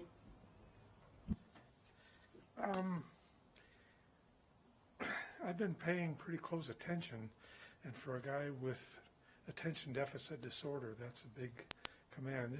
I agree with the previous speaker. This has been a good meeting to attend and watch. But I do feel like I am less of an participant than an observer, and that is to my advantage. So as I watch the dynamics going on here, I'm cautious and I'm concerned that the reaction that we all are having, because I share your reaction, the reaction that we all are having is due to a scorched job that we all feel like we have endured over the last several months. That's motivating us forward, but as we move forward, I think it's important to be aware of that motivation factor, because it might drive us to places that we'll later regret. I don't have any specific suggestion, but let me put it in another context. As a community member, I can tell you that the previous superintendent was a master communicator. She hooked us all right from the get. We had 5 candidates. She was far and away the number 1 candidate, as I remember the selection going. She was a master communicator. People take the interviews with these guys and with you are going to be master communicators by definition. I'm not saying that a master communicator is not high on the list, if not the highest. I'm simply saying somehow we have to find a way of seeing through, I'll use high educationese language. We got to be able to see through the bullshit. That's about all I had to say. Good luck with that. Thank you, Mr. Krogan. That's all I have. All right, let's bring it back here. I do want us to, we've had fantastic work, so let's start getting down to it, okay? However you see fit with that, but let's start either making decisions or having groups or ranking with our sticky notes, whatever it is you want us to do so that we can bring this beautiful exercise to a motion and conclusion.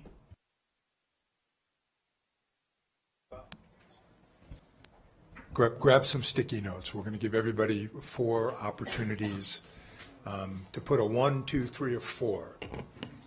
Please put your initials on your sticky notes, and we will take a picture of it for the record.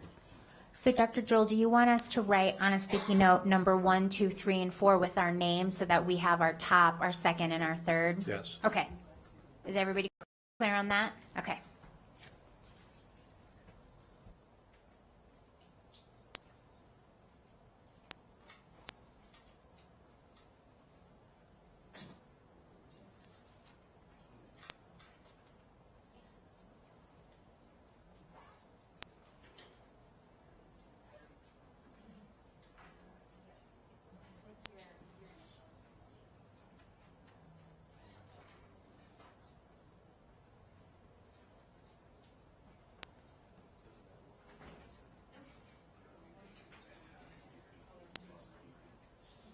So are we waiting for them to tell us?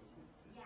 Right now, make 4 sticky notes. With your name. 1, 2, 3, 4. Write 1, 2, 3, 4 on them, and then initials. Everybody good? Okay.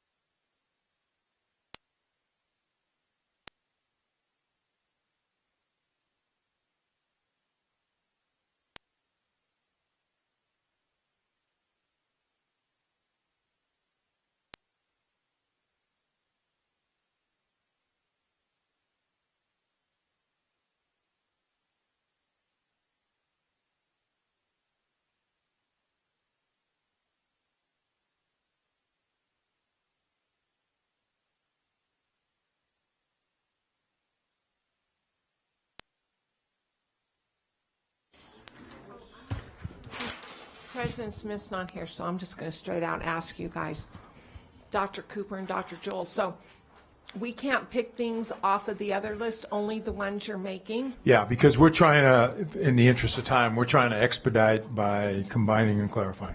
So we did we get to classroom experience? Well, we have something about, Because that's important. That's our strong frontline financial warriors. and administrative experience. That's our frontline warriors. Okay, is all right, our we'll put teachers. classroom experience in there. Thank you. Yep. I mean, really, those Okay. are our warriors. Yep, no. Sorry to rush, but we're trying to be mindful of your time. So we broke these down into 7. So it's up to you now to weigh in on how you want us to prioritize them. And again, my job is going to be to clean these up so that they make a lot of sense in a posting.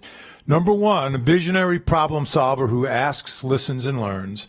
2, strong communicator and effective relationship builder with all stakeholders.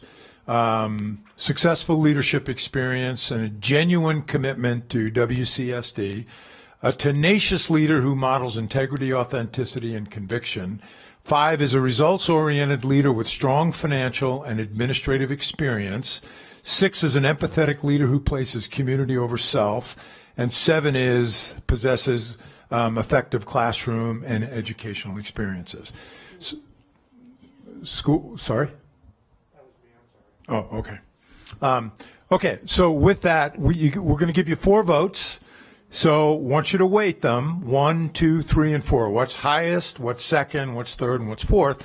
And then what we're going to do, I think and I appreciate the fact that Mr. Rodriguez already put his posts up there, but I think it might be easier. We'll just go around the room like we did before. You tell us what your number 1 is.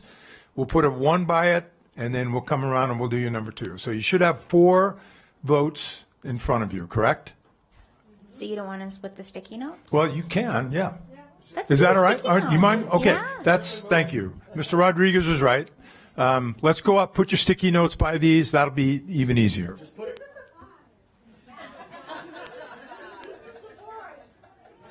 put it right on top of the text. You don't need to organize it too well.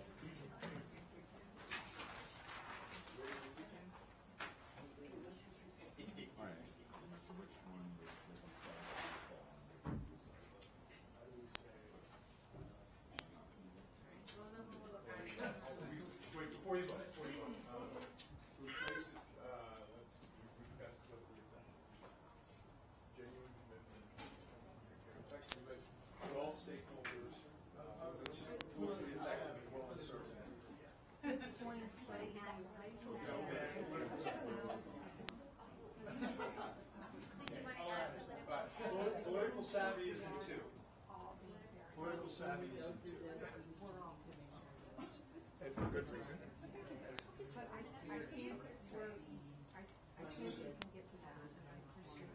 It's good to hear, thank you.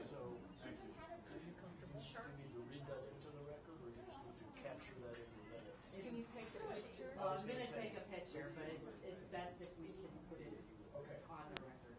I can read it. I'll just have you read it. The other thing we can do is we can take a picture. And leave that, so you have. I'm supposed to number or just put Number of one, two, Everyone's your priority. Yeah. Your first priority. Yeah, most will. Hey, whatever works easiest for you. I mean, if you'd rather take those. Or we can both do pictures, so we're both happy.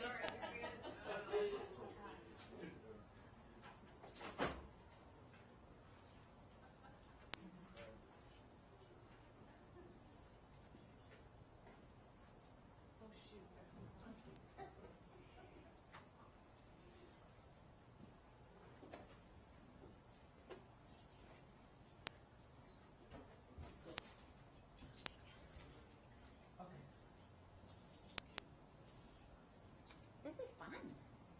Thanks for staying with us.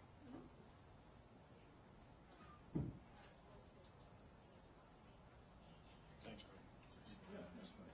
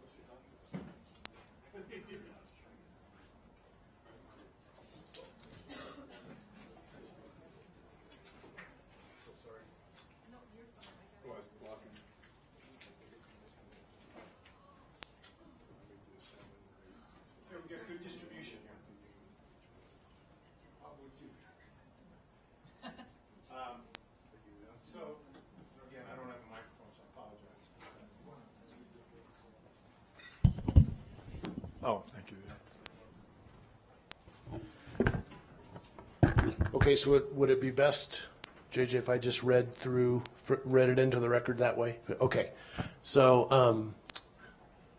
let me make sure. Okay, so item number 1, visionary problem solver who asks, listens, and learns. That was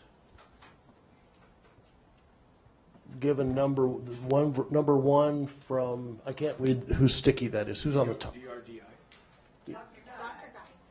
Oh, okay.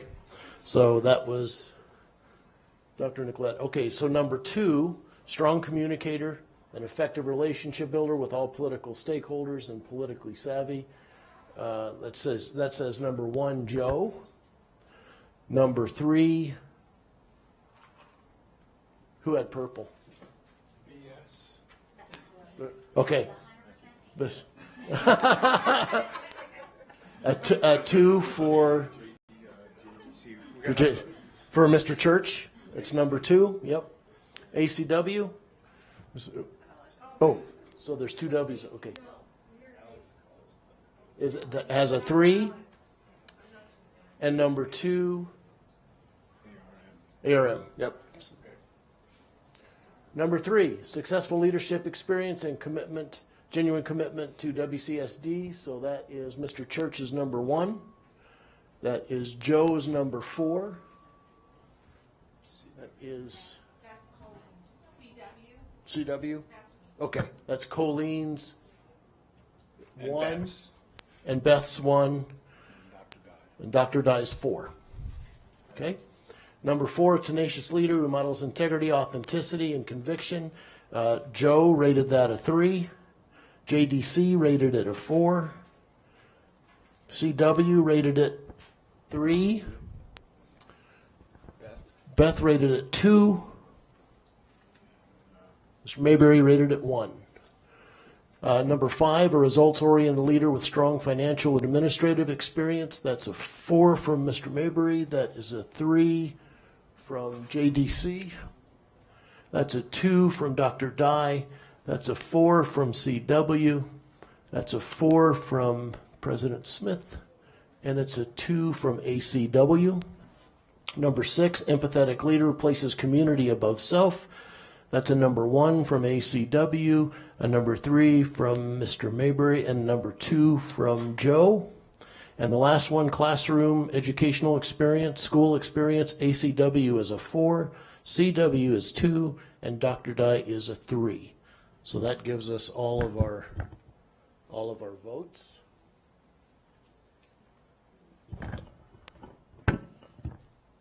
Thank you for going through that. You've done a great job, and again, very, very good distribution.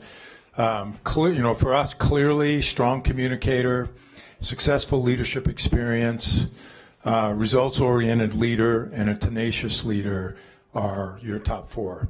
And again, we're not going to lose any of this. So if you would give me the time today, this weekend, I'll write these up. We'll get them down here so you can look at them.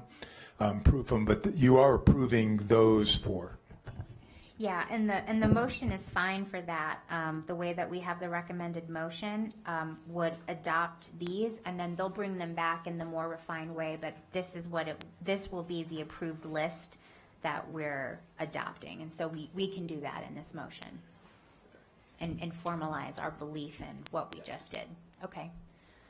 So on that note, I will happily look for a motion if we're good with the work we just did.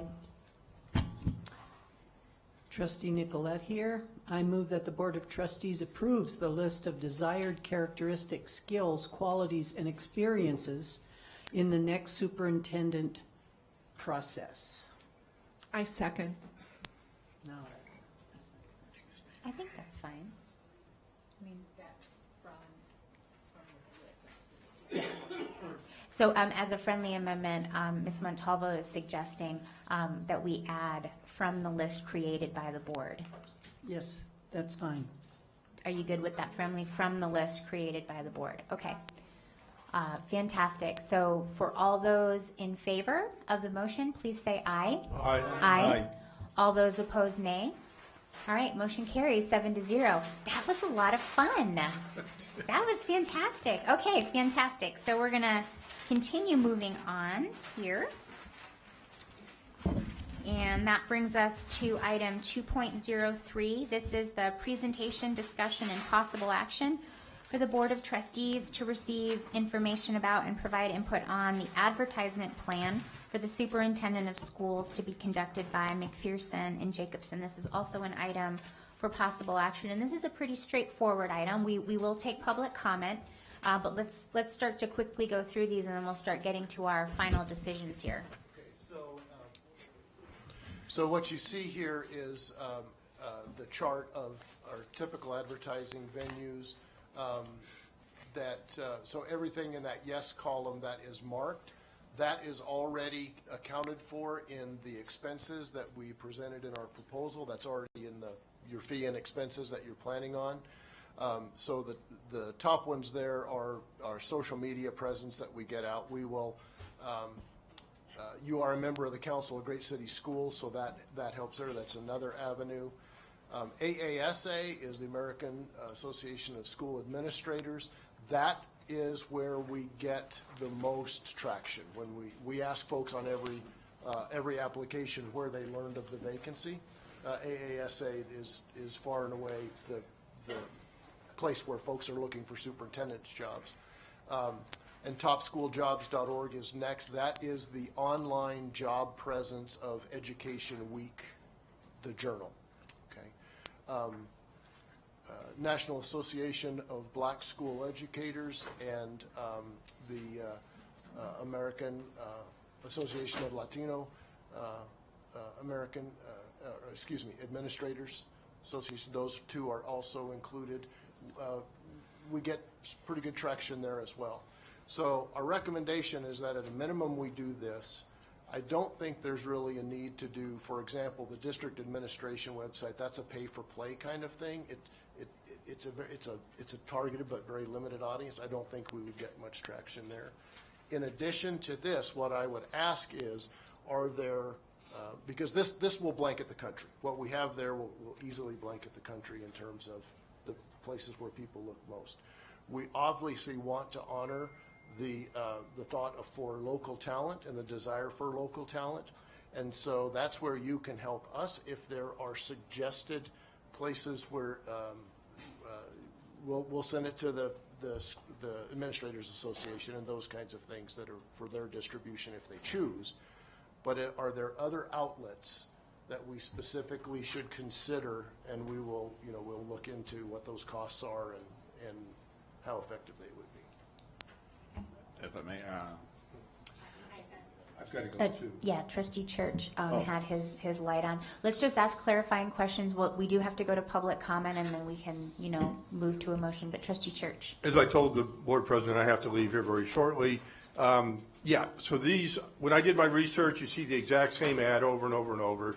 And these folks are sharp people. They know where to look on any of those. I'd like to see us reach out to publications that are oriented towards city managers, county managers, because again, it's leadership, it's administration, et cetera. And then I'm very biased, but GI jobs, the military different job venues for admirals, generals, colonels, et cetera, that have masters and PhDs and background, say, running the Army Training Command or Air Force Academy or whatever. That said, and just as a side note, because those type military ads reach out from everybody from private to general, we could throw in there, by the way, we're hiring bus drivers and teachers and substitutes as well as on the ad. But that said, this is deja vu all over again from what I said 2 years ago. The people looking read those, but let's reach out to the ones that maybe haven't thought about it at the county manager, school, and military backgrounds. Thank you. All right, if we would want to do that, we would have to take a motion to add that. Personally, I think if you are a colonel and you want to be a school superintendent, you should be looking at the job descriptions for superintendents if that's the work you're looking for. But Trustee Westlake, and then we'll go to public comment. Thank you, President Smith. I do like the having the what was it that he said? I just had it in my head. What was it that he said about the televised where the interview thing? Well, no, so this is where we're going to be advertising the job. We are going to be promoting this publicly with our media partners and all that. There's going to be a whole comms plan around this, and with the survey and the fact that we're looking for a superintendent. But this was where we would be actually up and a speaking engagement where we would get up and say something, and a lot of people might listen in to that. Well, we've done that in the work we just did in 202. Like we're making ourselves heard with what it is we're looking for by the job description and the characteristics. But I mean, for sure, I mean, if the board wants to vote to have a press conference where we all get up and speak individually, as the person who speaks for the board, I don't know about having a press conference where we all speak individually.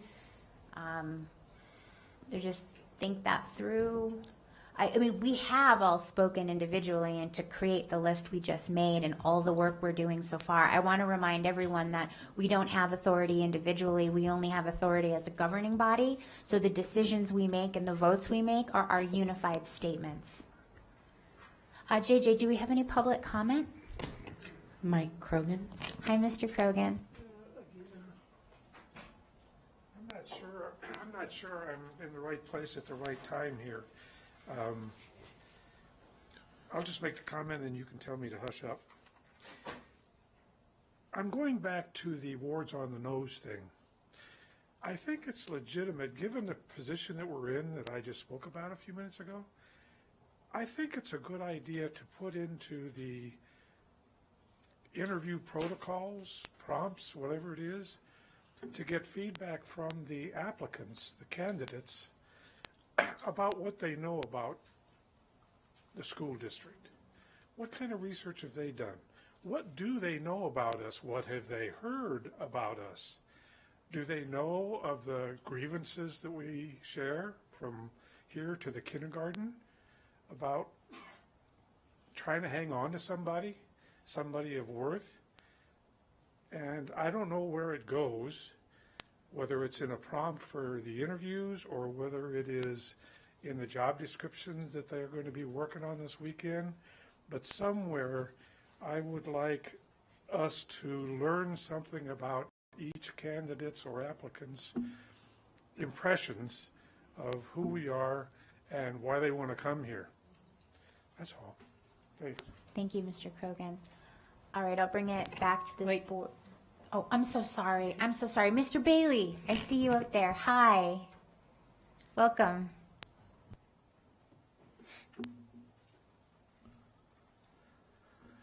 Thank you, Madam President. With regard to a press conference, no, you cannot stand up as an official body of the Washoe County School District and state a preference. That would absolutely be illegal. But you could easily make it a political event. 4 of you are running for office. You could all hold a press conference. You could all say as candidates, I would love to see somebody locally apply for the superintendent. That's perfectly legal and proper. Further, not to be disrespectful, but have you seen the number of views on your YouTube channel of these meetings? It is simply not the threshold that I'm referring to when it comes to a press conference. You need to elevate this discussion up to the entire community level, not simply the people like me who watch these meetings religiously. When it comes to advertising for candidates, you know, that's important, but to me what's more important is the logistics of each candidate. And I want to see a solid professional CRM in this process, okay? And it needs to stand a future legislative audit on the logistics of each candidate, okay? You know the phrase, we know people who know people who know people. I could say the same thing. I know people who know people who know people. But that is not going to stand up to NRS 241020, subsection 3, or section 3, subsection D3-2. That doesn't stand up to that. It has to be public. Okay? So, please, keep the logistics of each candidate as they see an ad. Maybe they talk to somebody. I don't care. Doesn't really matter. But keep a record of that. And it will need to stand up to a future legislative audit. Okay? Thank you very much. Thank you, Mr. Bailey. That's all I have. Right, so I'll bring it back here. I don't see any lights on for further discussion, so, we can add things or have a motion to adopt the comprehensive plan that we have here. Clerk Rodriguez? Actually, I guess I have more of a question as far as like the social media. I know we're a little bit older, but there's other different social media platforms. Are we just limiting it to Facebook, Twitter? Really, LinkedIn really counts, but is there other social media platforms that we're going to look to? I'll just say it. There's like TikTok, Instagram. It's a hard, well, probably.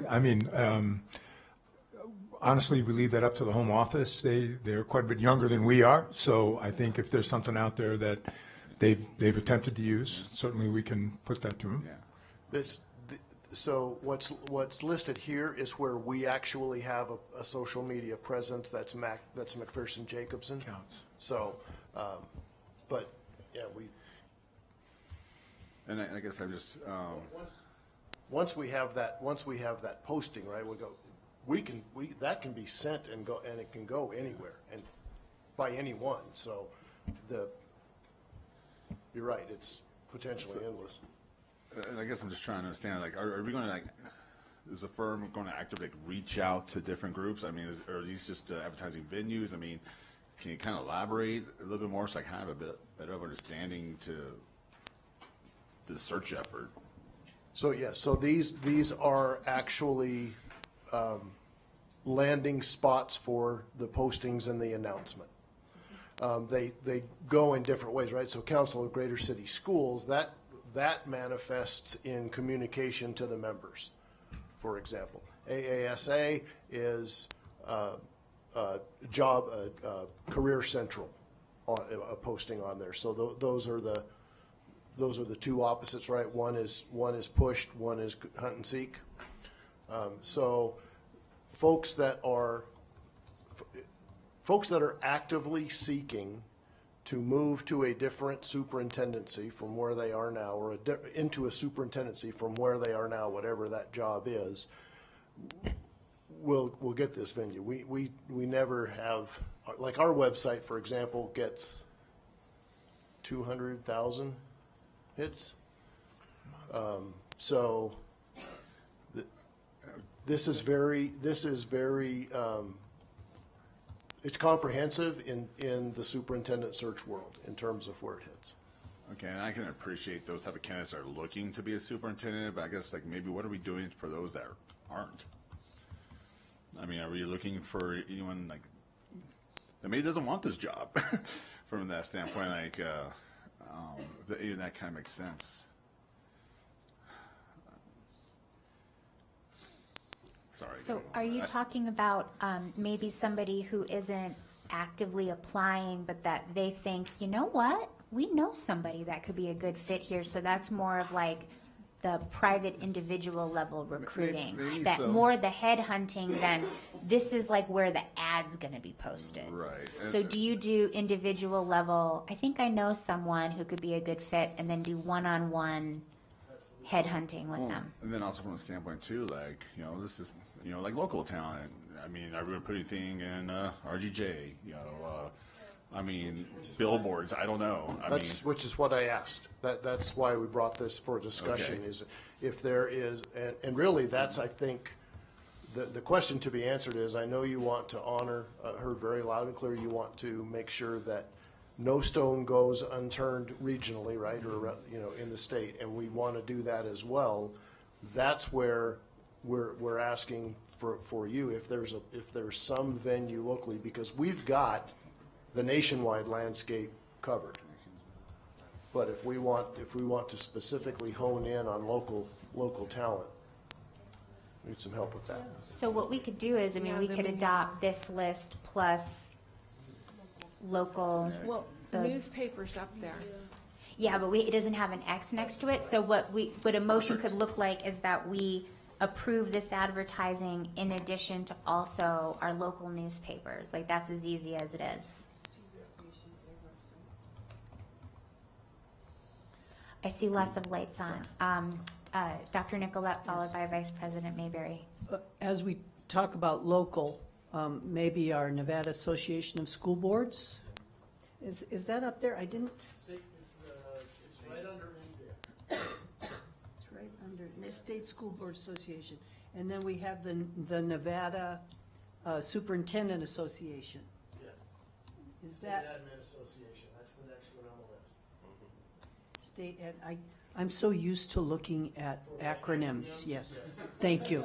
I appreciate it. The acronyms can be tricky, I agree.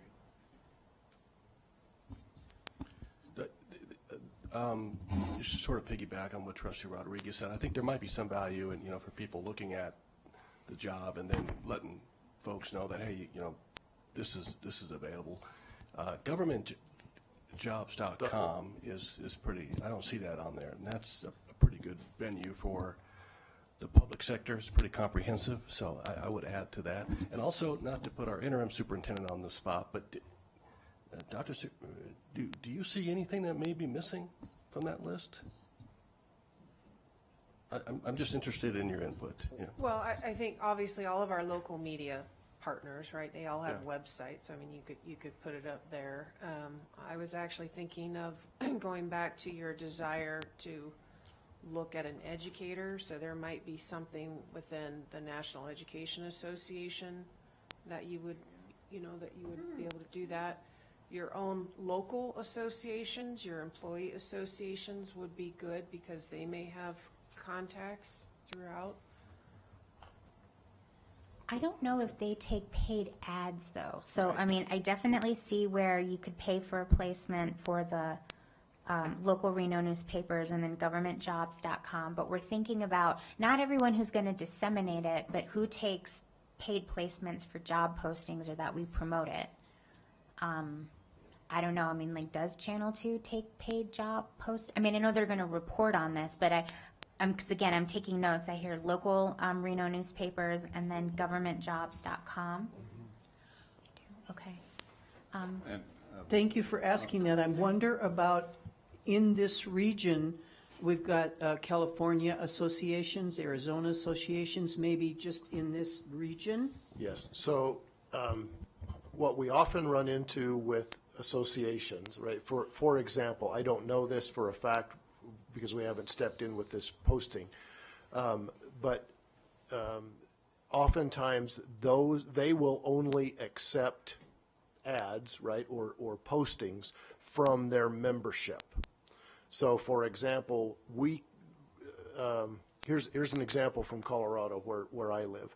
We have to we give the information, but a paying member to the association, for example, Dr. McNeil would have to actually do the posting. They don't let some guy off the street that wants to access their job board, right? And so we run into that a lot with school boards associations, administrator organizations. The in-state ones are easy, right? Because we have your access and Superintendent McNeil's access, but outside we can certainly try. Some of them have open access boards that we just fill in the fields and it goes on. Others are much more proprietary in that regard. The same thing happens with, for example, the teachers associations, those kinds of things. So, but yeah. Just kind of like to expand on like RGJ or something like that. I would also look to like I think it's Elko Daily for advertisement in Vegas. Just for is that something? So just as a reminder, so whatever we approve, all these additional ones we're going to have to pay for because the ones that are in their search are already in the X. So if we want to talk about the local newspapers in all 17 counties, like we could say that. It gets really tough. It's easy to say Washoe, but we have 16 other counties which is fine, okay? I just want to make sure we all understand that we're not picking individual counties. Washoe, I think, makes sense. 100%, we could place ads in all 17 counties, local papers. I just want to make sure we look at it through that lens. No, and I do hear what you're saying. Just like my experience with my other day job, there's really kind of few mainstream newspaper outlets. So those are pretty much the three corners.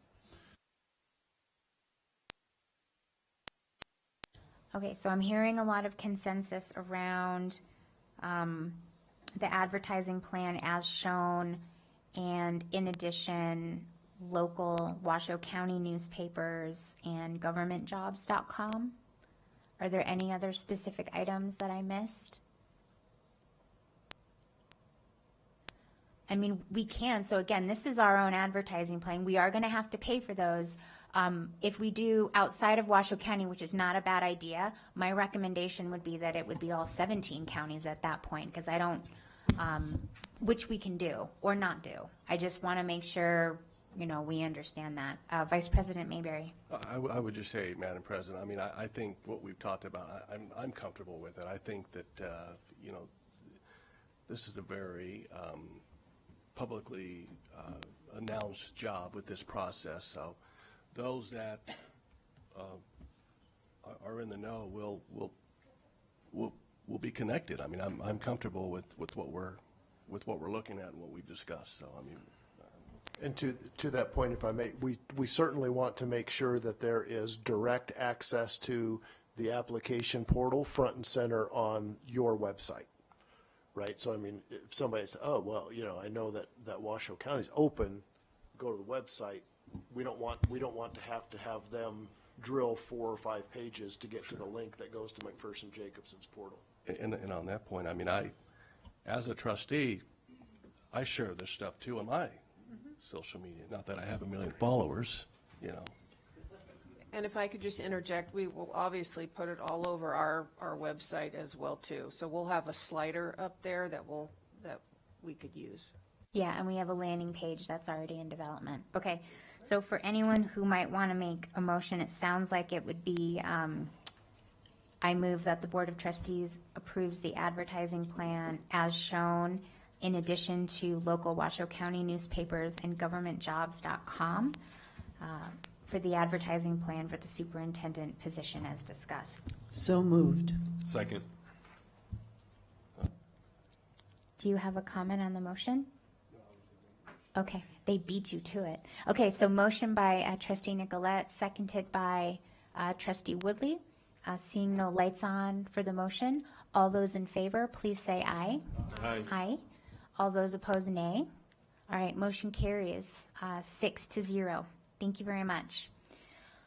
Okay, so that closes item 2.03, and now we'll move on to item 2.04. This is the presentation, discussion, and possible action to approve preliminary compensation and incentives, including a salary range, longevity incentives, relocation reimbursement, and residency requirements for the position of Superintendent of Schools for the Washoe County School District for possible action.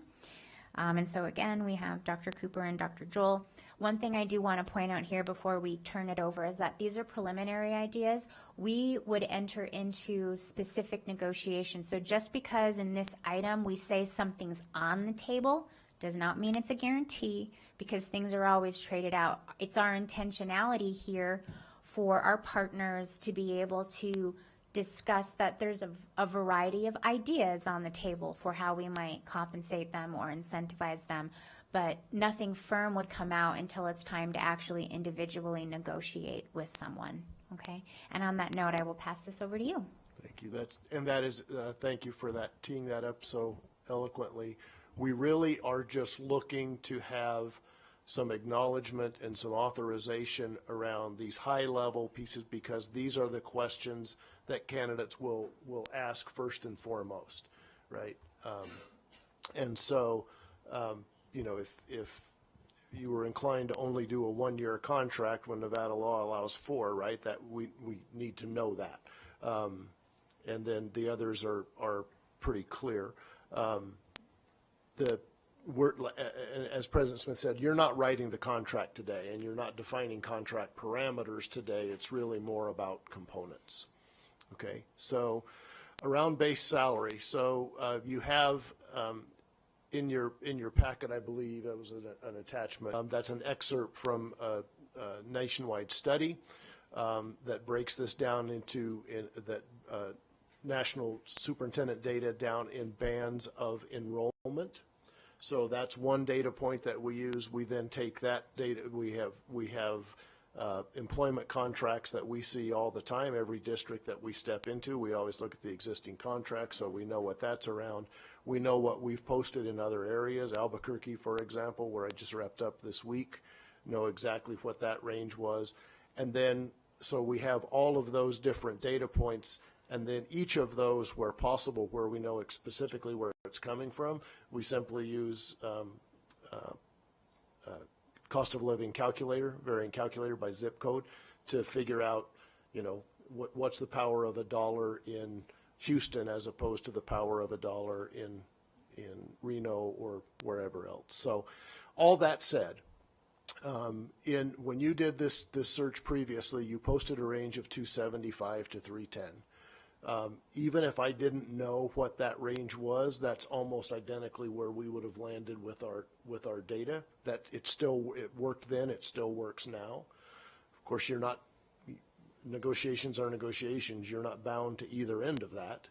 Although what I would tell you is that most every candidate will come into negotiations thinking they ought to be paid at the highest end of the range, right? So you need to be realistic and not putting a number out there that you just say, well, we'll get them for a lot less than that, but let's make it right. So that would be our recommendation around the salary range. The other just talking points vary here. Obviously, multi-year contracts are much more desirable, and as I'm sure you know, 4 years is the statutory limit in Nevada, so it'll be somewhere between 1 and 4. Longevity incentives are typically tied with multi-year contracts, and we think that a longevity incentive, especially given the turnover here in Washoe County, would really be another a component that I think would really aid the trustees, quite frankly, but not, and then obviously it's dollars to your candidate. Relocation expenses, reimbursement, and this is important. The semantics are important here. We would encourage you to do this as a reimbursement to costs incurred as opposed to an allowance or even something that not necessarily is written into the contract, right? It can be just an amount written into the contract. So you can certainly set a not to exceed or whatever, when you get down to the details. But this just reassures that it actually happened, and you're paying dollar for costs incurred. So it's good business sense. And then a residency requirement, we've heard that over and over and over, how important that is. When this does not need to be, the definition doesn't need to be made today, but the big thing that you'll have in front of you at some point will be to determine and disclose to the candidates early on what does residence mean, right? So those things, and really what, I'll defer to President Smith as how you want to handle these, but what we're really looking at is an affirmative that these would be items to be considered for candidates. If any of these things definitely need to come off the table, we just need to know that now, so don't overpromise or give false information as we're talking to candidates. Yeah, and then as we have this conversation, and we will do public comment, I'll take notes. So because this is another one where the final motion will have to be slightly adjusted.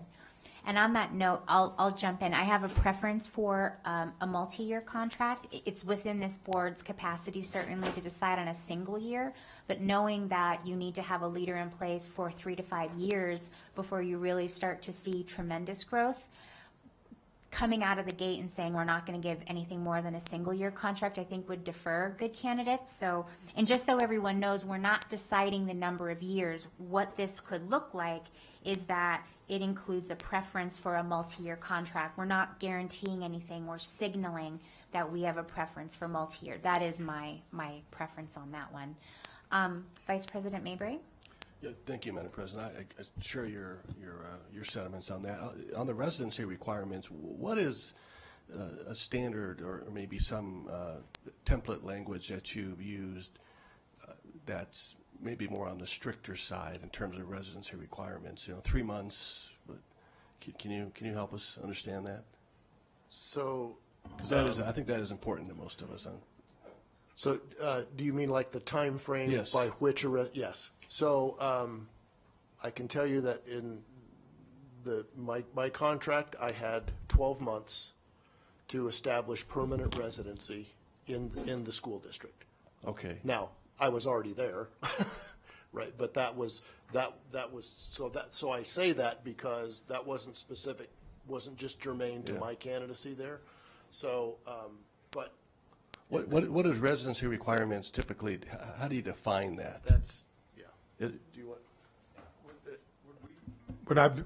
Districts that I've worked with that have the same interests that you do has to be permanent resident. So they put the used word primary. I said permanent. Primary residence. So they have to establish a primary residency within a certain period of time. And I think it's the 6-month time frame. Just, housing market's tough and tight. Sure. But we want to be able to talk to candidates. I mean, you've made it loud and clear, and I think we're going to hear that from your stakeholders too, that be an owner, not a renter, right? So, but I think you should put it in your contract, and then you offer some form of stipend, a housing stipend to start with, just because selling a house, buying a house, moving families, all of that becomes a little complicated. It doesn't have to be a lot of money. It just needs to be some kind of an incentive. So by primary residence equates to home ownership? Yeah. Okay.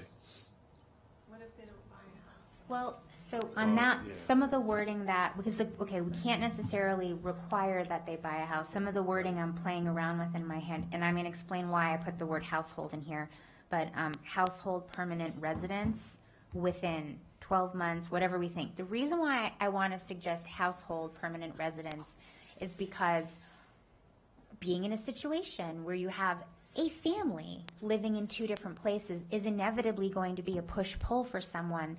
So I don't personally just want that person to be here. I want their household to be here because I'm a mom. That would be really hard. I might even think, sure, I can do that. It's going to get real hard eventually when I've always been maintaining my household somewhere else. So for me, some of the words I'm thinking through are household permanent residency. And then in the specific negotiation phase, we can negotiate with that individual on, does that look like 6 months? Does that look like 12 months? I don't know. But I'm playing with household permanent residency in my head. I saw your light on, Trustee Woodley. Yes, thank you. So from my day job experience, as we refer, working in government close to 30 years, it is standard for a CEO type position to be a 12-month, and it is residency with regards to whether it's registered to vote, primary male, primary household. That's just the norm. I mean, if you're going to be a county manager or a city manager, you're expected to live in the jurisdiction that you regulate. But 12 months is the norm, especially when you consider if someone is selling or buying a home, you want them to have a full cycle, because we all know most homes sell in the summer, so you want them to have that full cycle ability to do that. So that, I agree with you, 12 months in primary household. Thank you, Madam President. Trustworthy, I respect you, but I have to disagree. And this is where hearing our community, our constituents, I think given 12 months, a year is going to be hard sell to a lot of our community members. They've gone through a lot. We've gone through a lot. Our students, our staff has gone through multiple transitions in leadership. Honestly, I think 6 months is something that's doable. They can find a decent rental property and look to buy, when the time or market's right for them. So I just want to be, empathetic, sympathetic to our community, and resident requirements. I believe that should be within Washoe County, in my personal opinion. So. And so something we can do is when there is a final candidate and we do perhaps vote or state intentionality around 6 months, let's say they have a child who's a graduating senior, we can still take that into consideration, and when there's a contract, bring in a specific caveat unique to whoever this person is. So I just want to remind anyone, if we go with that, we're stating our intention, but it does not close us off to the unique family needs that someone has, and we would bring that forward at another time with them. Trustee Woodley, I want you to finish your thought, and then we'll go to Trustee Westlake. I'll just follow up on Trustee Rodriguez. The DMV does require 30 days change of residence. Thank you, President Smith. I'm more inclined with the 6 months, and even if you have a home to sell, you can still offer up proof or notification that you do have a house that is up for sale. And man, everyone has life circumstances, but I just getting into the weeds with people, and if they have a senior that's going to graduate, and so we're going to allow that, I just think that leaves the door open for squishy, and then them pushing the envelope. It's like, everyone has hard choices to make, and I think if they want the job, if they're renting, they might have to eat a contract with the landlord for some months if they entered into a year contract and they're only 5 months into it, oh well. But I really think that in fairness and honoring what our community wants, we want to start off strong. We want someone who is committed and vested and invested in this community, and not dibble-dabbling 1 foot over here and 1 foot over there, because like I said, everybody has things going on, but you just gotta, they gotta make a decision. This is what they want, and this is what we expect, and that's that. I mean, I know that sounds hard-nosed, but we've really been kicked in the teeth a lot, and I think we need to be firm. We're going to go to Dr. Oh, I'm sorry. Go ahead. I was just Dr. going to say, Cooper. I don't mean to interject into the necessity for what you have to do today. Whether it's 6 months, 12 months, what does that look like? So these conversations, that really is not overly important in this conversation. What we really just need to know is, and we've heard it loud and clear, I just want it to be reaffirmed, that when we talk to candidates, you need to become a permanent resident in Washoe County. This is not a commuter job. This is not a VRBO and leave at noon on Friday and come back early Monday morning, right? That's not going to fly with the trustees or the community. So that's really that's sort of the direction of what we need to know at this point. Certainly, if you want to take some of those other considerations into action now, that's fine too. We'll use that information. But as we talk to candidates, the thing that we need to just make sure they know, and we will make sure they know that the revolving door doesn't work. So we'll go to Dr. Nicolette, and then we'll do public comment. Thank you for that. In this case, I totally trust that you are going to move forward with our wishes, and those are truly very important. So thank you.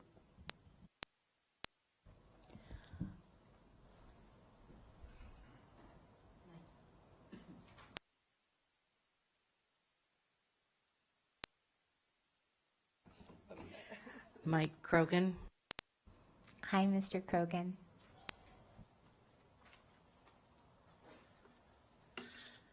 Most Nevadans don't like me to be here because I'm from California. But in the 4 years I've been here, I have grown to sort of adopt what we are all talking about. Home is Nevada, by God, and the candidates need to understand that. So I'm thinking of mechanisms and incentives that might go into the discussion today or might be saved for interviews with these folks or the final interviews with the trustees. A mechanism or an incentive, how about a raise in the contract? when you close on a home that is in Washoe County, you get this added to your salary, some kind of a bonus. Maybe that bonus could be designated for part of a down payment on a home in this county. That gives you in the district verification, solid verification that the candidate is putting honest money up and not going through some bullshit. What did I have another one? I had something about escrow, but then I thought that can get flim-flammy too. You know, show that you're in escrow on a home. I don't think we want it finalized. And maybe there's some way of working around an incentive or a bonus or a help. You know, you'll get X amount of salary up to such and such a point, and when you close and you show ownership papers of a house, then your salary goes to blah, blah, blah. Just an idea for you to consider. Thank you. Thank you, Mr. Krogan. Todd Bailey. Hi, Mr. Bailey, welcome.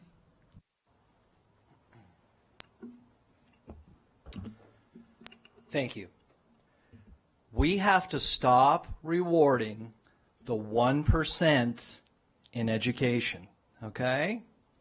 We have teachers in this district, not new teachers, teachers who have taught for 10 years plus, who cannot afford to buy eggs and make their house payment, okay? So you can't take a person like that and then hire the top person for $370,000. No, absolutely not.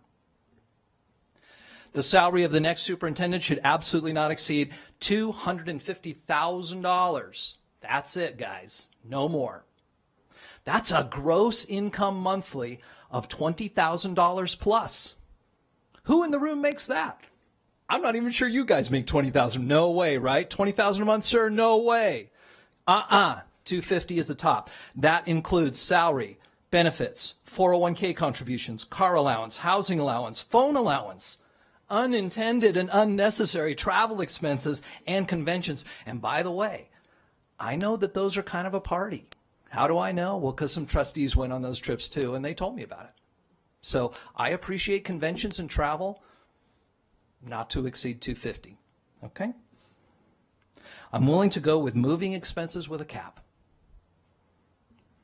Contract can be for 3 years max, but there must be an acknowledgement that in that third year, that person might have to run for office in an election if they want to keep the job. Must live full-time in Washoe County. 30 days according to the DMV. I'll go with 90 unless the board approves an extenuating circumstance. Okay? And lastly, zero incentives. Absolutely zero. Okay? And this contract, this is where the rubber meets the road. This is the decision you will ultimately make and be held accountable for. Zero incentives. The incentives is $20,000 a month. Now, it should absolutely not be in writing, but if after 12 months you've actually recruited a superstar, give them a raise. Nobody's going to bitch about that. But to give it to them out of the box, day one, yeah, you're going to have problems. Thank you. Thank you, Mr. Bailey. That's all I have. So bringing it back, and also some of the notes or the great comments we heard during public comment.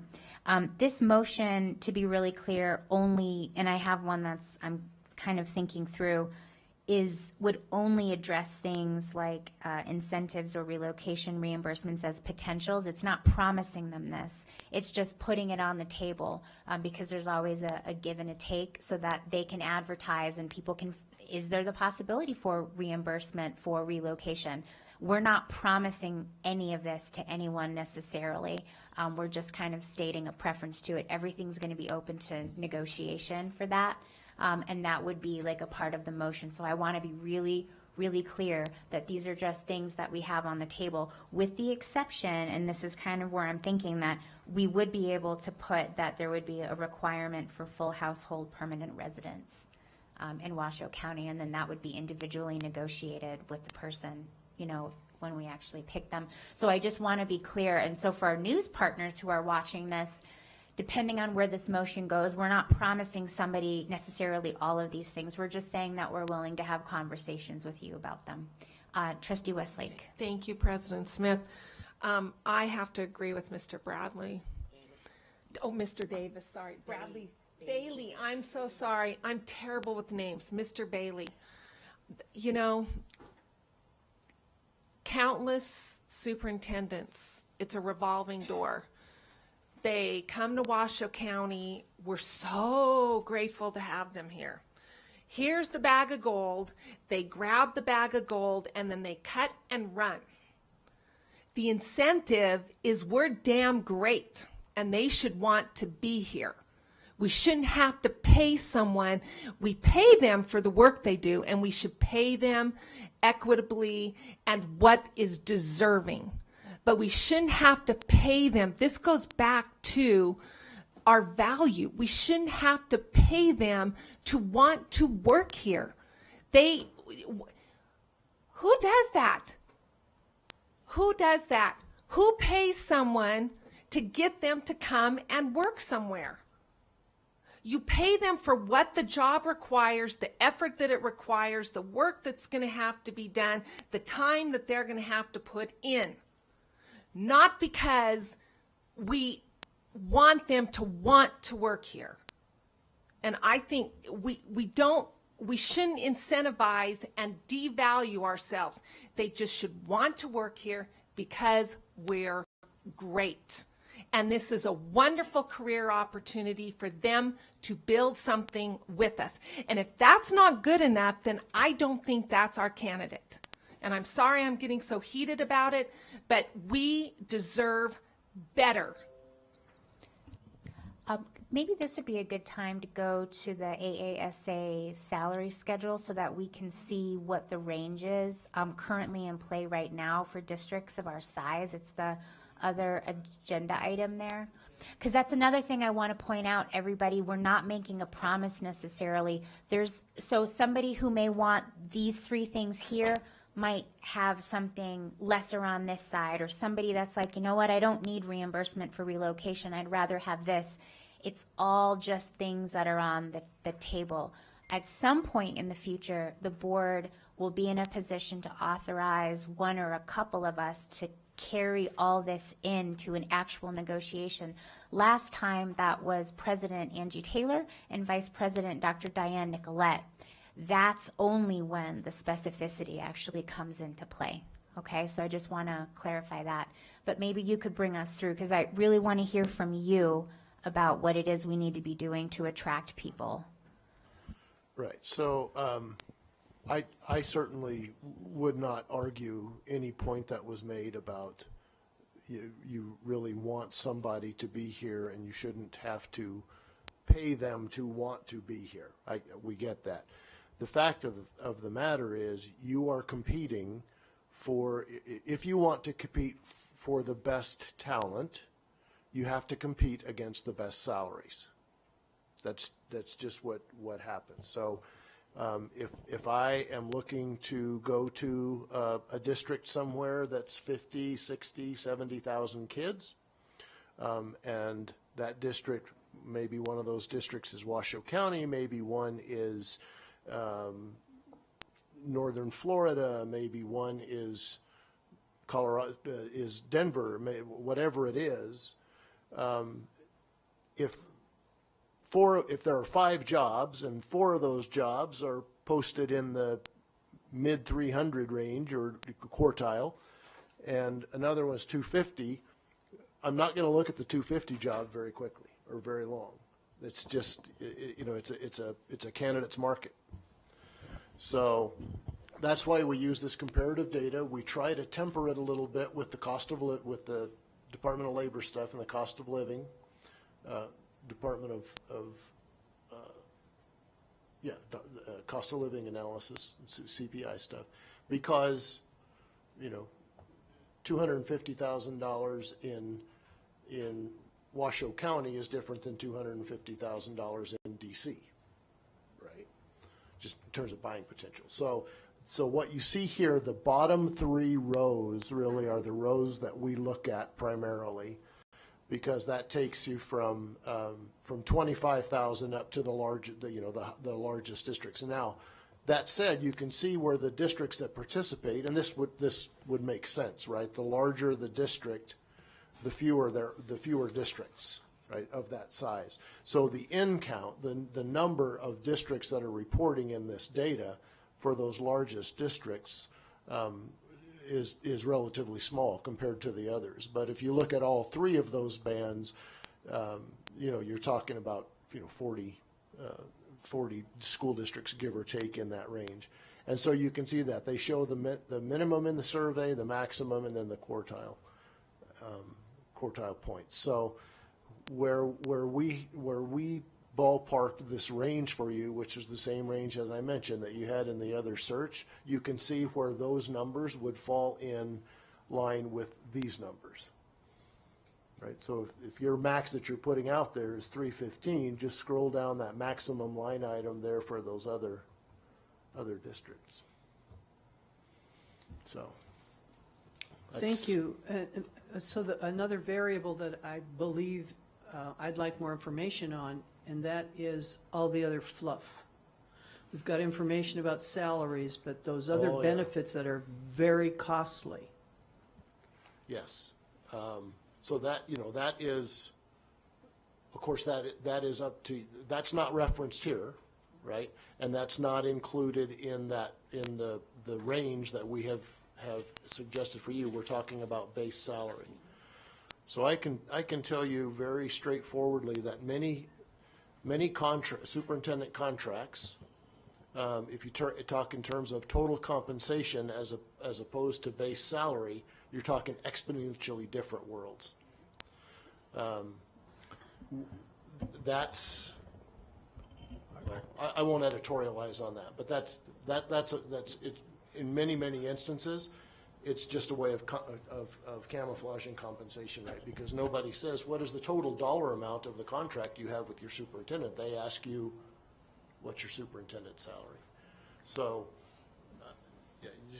but you are in 100% control of what those components of that contract are. The only thing I would add on that is state by state by state, lots of differences, right? So lots of language in contracts that the general public might look at it and say, well, that doesn't appear to have a dollar figure to it, but it has a dollar figure to it. So it's the buyback of state retirement when they come from other states. It's car allowances. It's longevity clauses that they put in there after 3 years and 6 years and 9 years. It's annuities that don't show. I mean, so there's a plethora of things that go in superintendent contracts around the country that I do agree. We could never have a full accounting of that. So, in your experience, are those, I'll just call them fluff just because it's fun, are those expectations? So I want a salary of X dollars, and of course I'm going to expect $175,000 in fluff. That's going to be candidate dependent. Yeah. And a lot of that will be driven by boards for whom they have worked previously, or whatever their role was. If they worked for a very fiscally conservative and high and tight board, then they may not be expecting that because they've never had it. The other side of that coin is obvious to them. I think you have to be prepared to negotiate that. And one of the things that we'll carry in our conversations is that this isn't going to be an open checkbook for the next superintendent. But we're also going to be honest with you too. There are small rural superintendents in other states that are making $350, and this isn't this amount of money without some additional pieces of fluff may not be very appealing to somebody that's in a smaller population.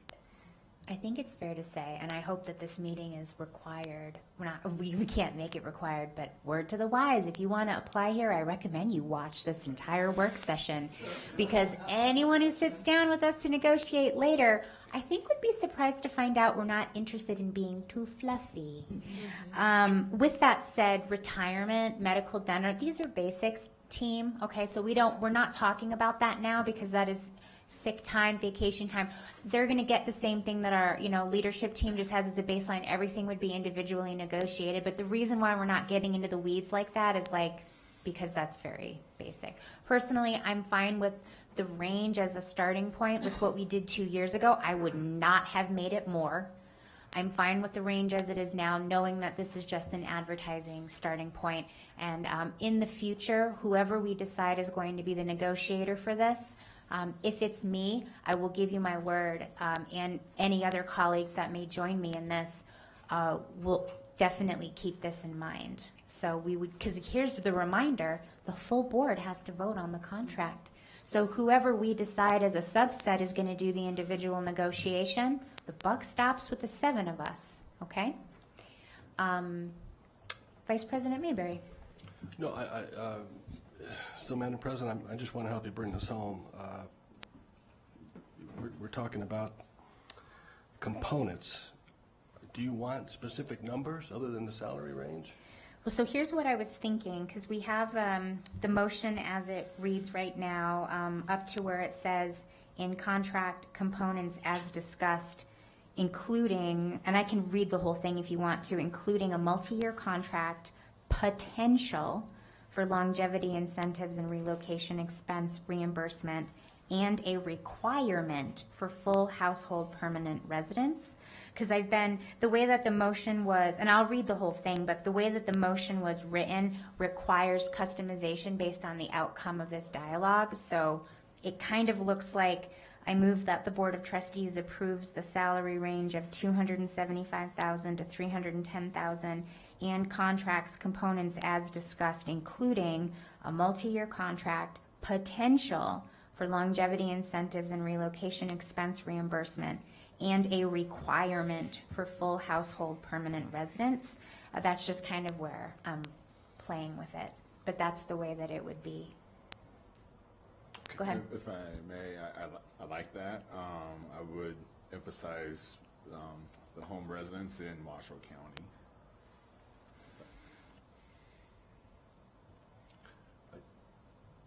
Okay. I would add too if it's not too early, a capped relocation expense reimbursement. So, okay, that word is there. So that means that we have to reimburse them. We're not going to get an upfront reimbursement. That is the advice of our fantastic firm here, Right. who does know about our previous agreements, and they are the ones that brought to us, you need to turn this into a reimbursement. Yeah, good. And good, not okay. that. Yeah, I Now, support for the exact amount, that would be something that would be individually discussed. And honestly, someone may not need it, depending true. on Yeah, where that's that very true. person Yeah. comes from. That's why the word potential is so important, because we're only just saying we're interested in having a conversation, but we're not making anybody any promises. AKA, we're not going to pay you $25,000 to move from Northwest Reno to Double Diamond. Trustee Westlake, and then we'll start getting our way. And I am taking these notes for a potential motion, okay, guys? Okay, thank you, President Smith, and I know this is running long. I know we're not voting on specifics, and I'm going to be the nice Colleen. But I want to really caution ourselves to not right out of the gate sell ourselves short. I'm not so concerned with the salary because we know the cost of living here in Reno Sparks, Washoe County is very expensive. Thank God we don't have state tax. But there's a selling point. We don't have state tax. But please, let's not sell ourselves short right out of the gate. The salary's one thing, because that's an earned. That's earned for work, effort. I'm not even against bonuses after they've proven themselves. Bonuses for being here a year, being here 2 years. But again, I really think we're not going to get the candidate that we want. And I understand the difficulty, gentlemen. I do. I understand we're at a big dance and there's only so many pretty girls to dance with. But let's not sell ourselves short right out of the gate, because then there's that expectation from the employee that we're hiring that we're a pushover. There's a certain minute amount of desperation there. We've got a lot to offer here, and I just don't like the idea of incentives. A really great salary, there's your incentive. No state tax, everything we have to offer here in the state and the states that are right close to us. I think that's enough of an incentive. And if it's not, do we really want these people? I think we've made that point so clear. So on that note, a motion for my colleagues to consider, if anyone wants to so move it. This is what I hear. I move that the Board of Trustees approves the base salary range of $275,000 to $310,000 and contract components as discussed, including a multi-year contract, potential for longevity incentives and relocation expense reimbursement, and a requirement for full household permanent residence in Washoe County. So moved. All right. We have a motion by Trustee Woodley, seconded by Clerk Rodriguez. Seeing no lights on, all those in favor, please say aye. Aye. All those opposed, nay. All right, motion carries 6-0. All right. So let's see, that now closes out section 2 and brings us to public comment. And JJ, do we have any closing public comment? Todd Bailey.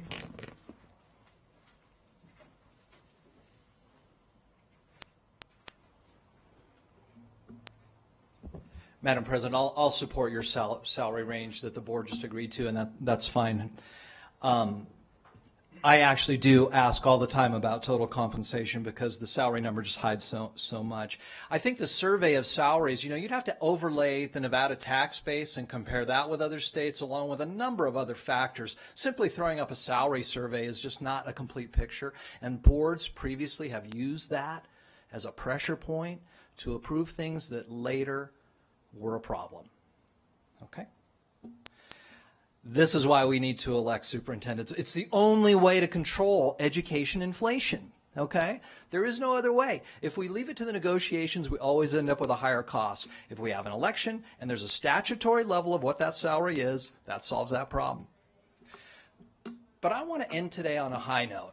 Something happened here in this meeting today that I've never seen in a school board meeting.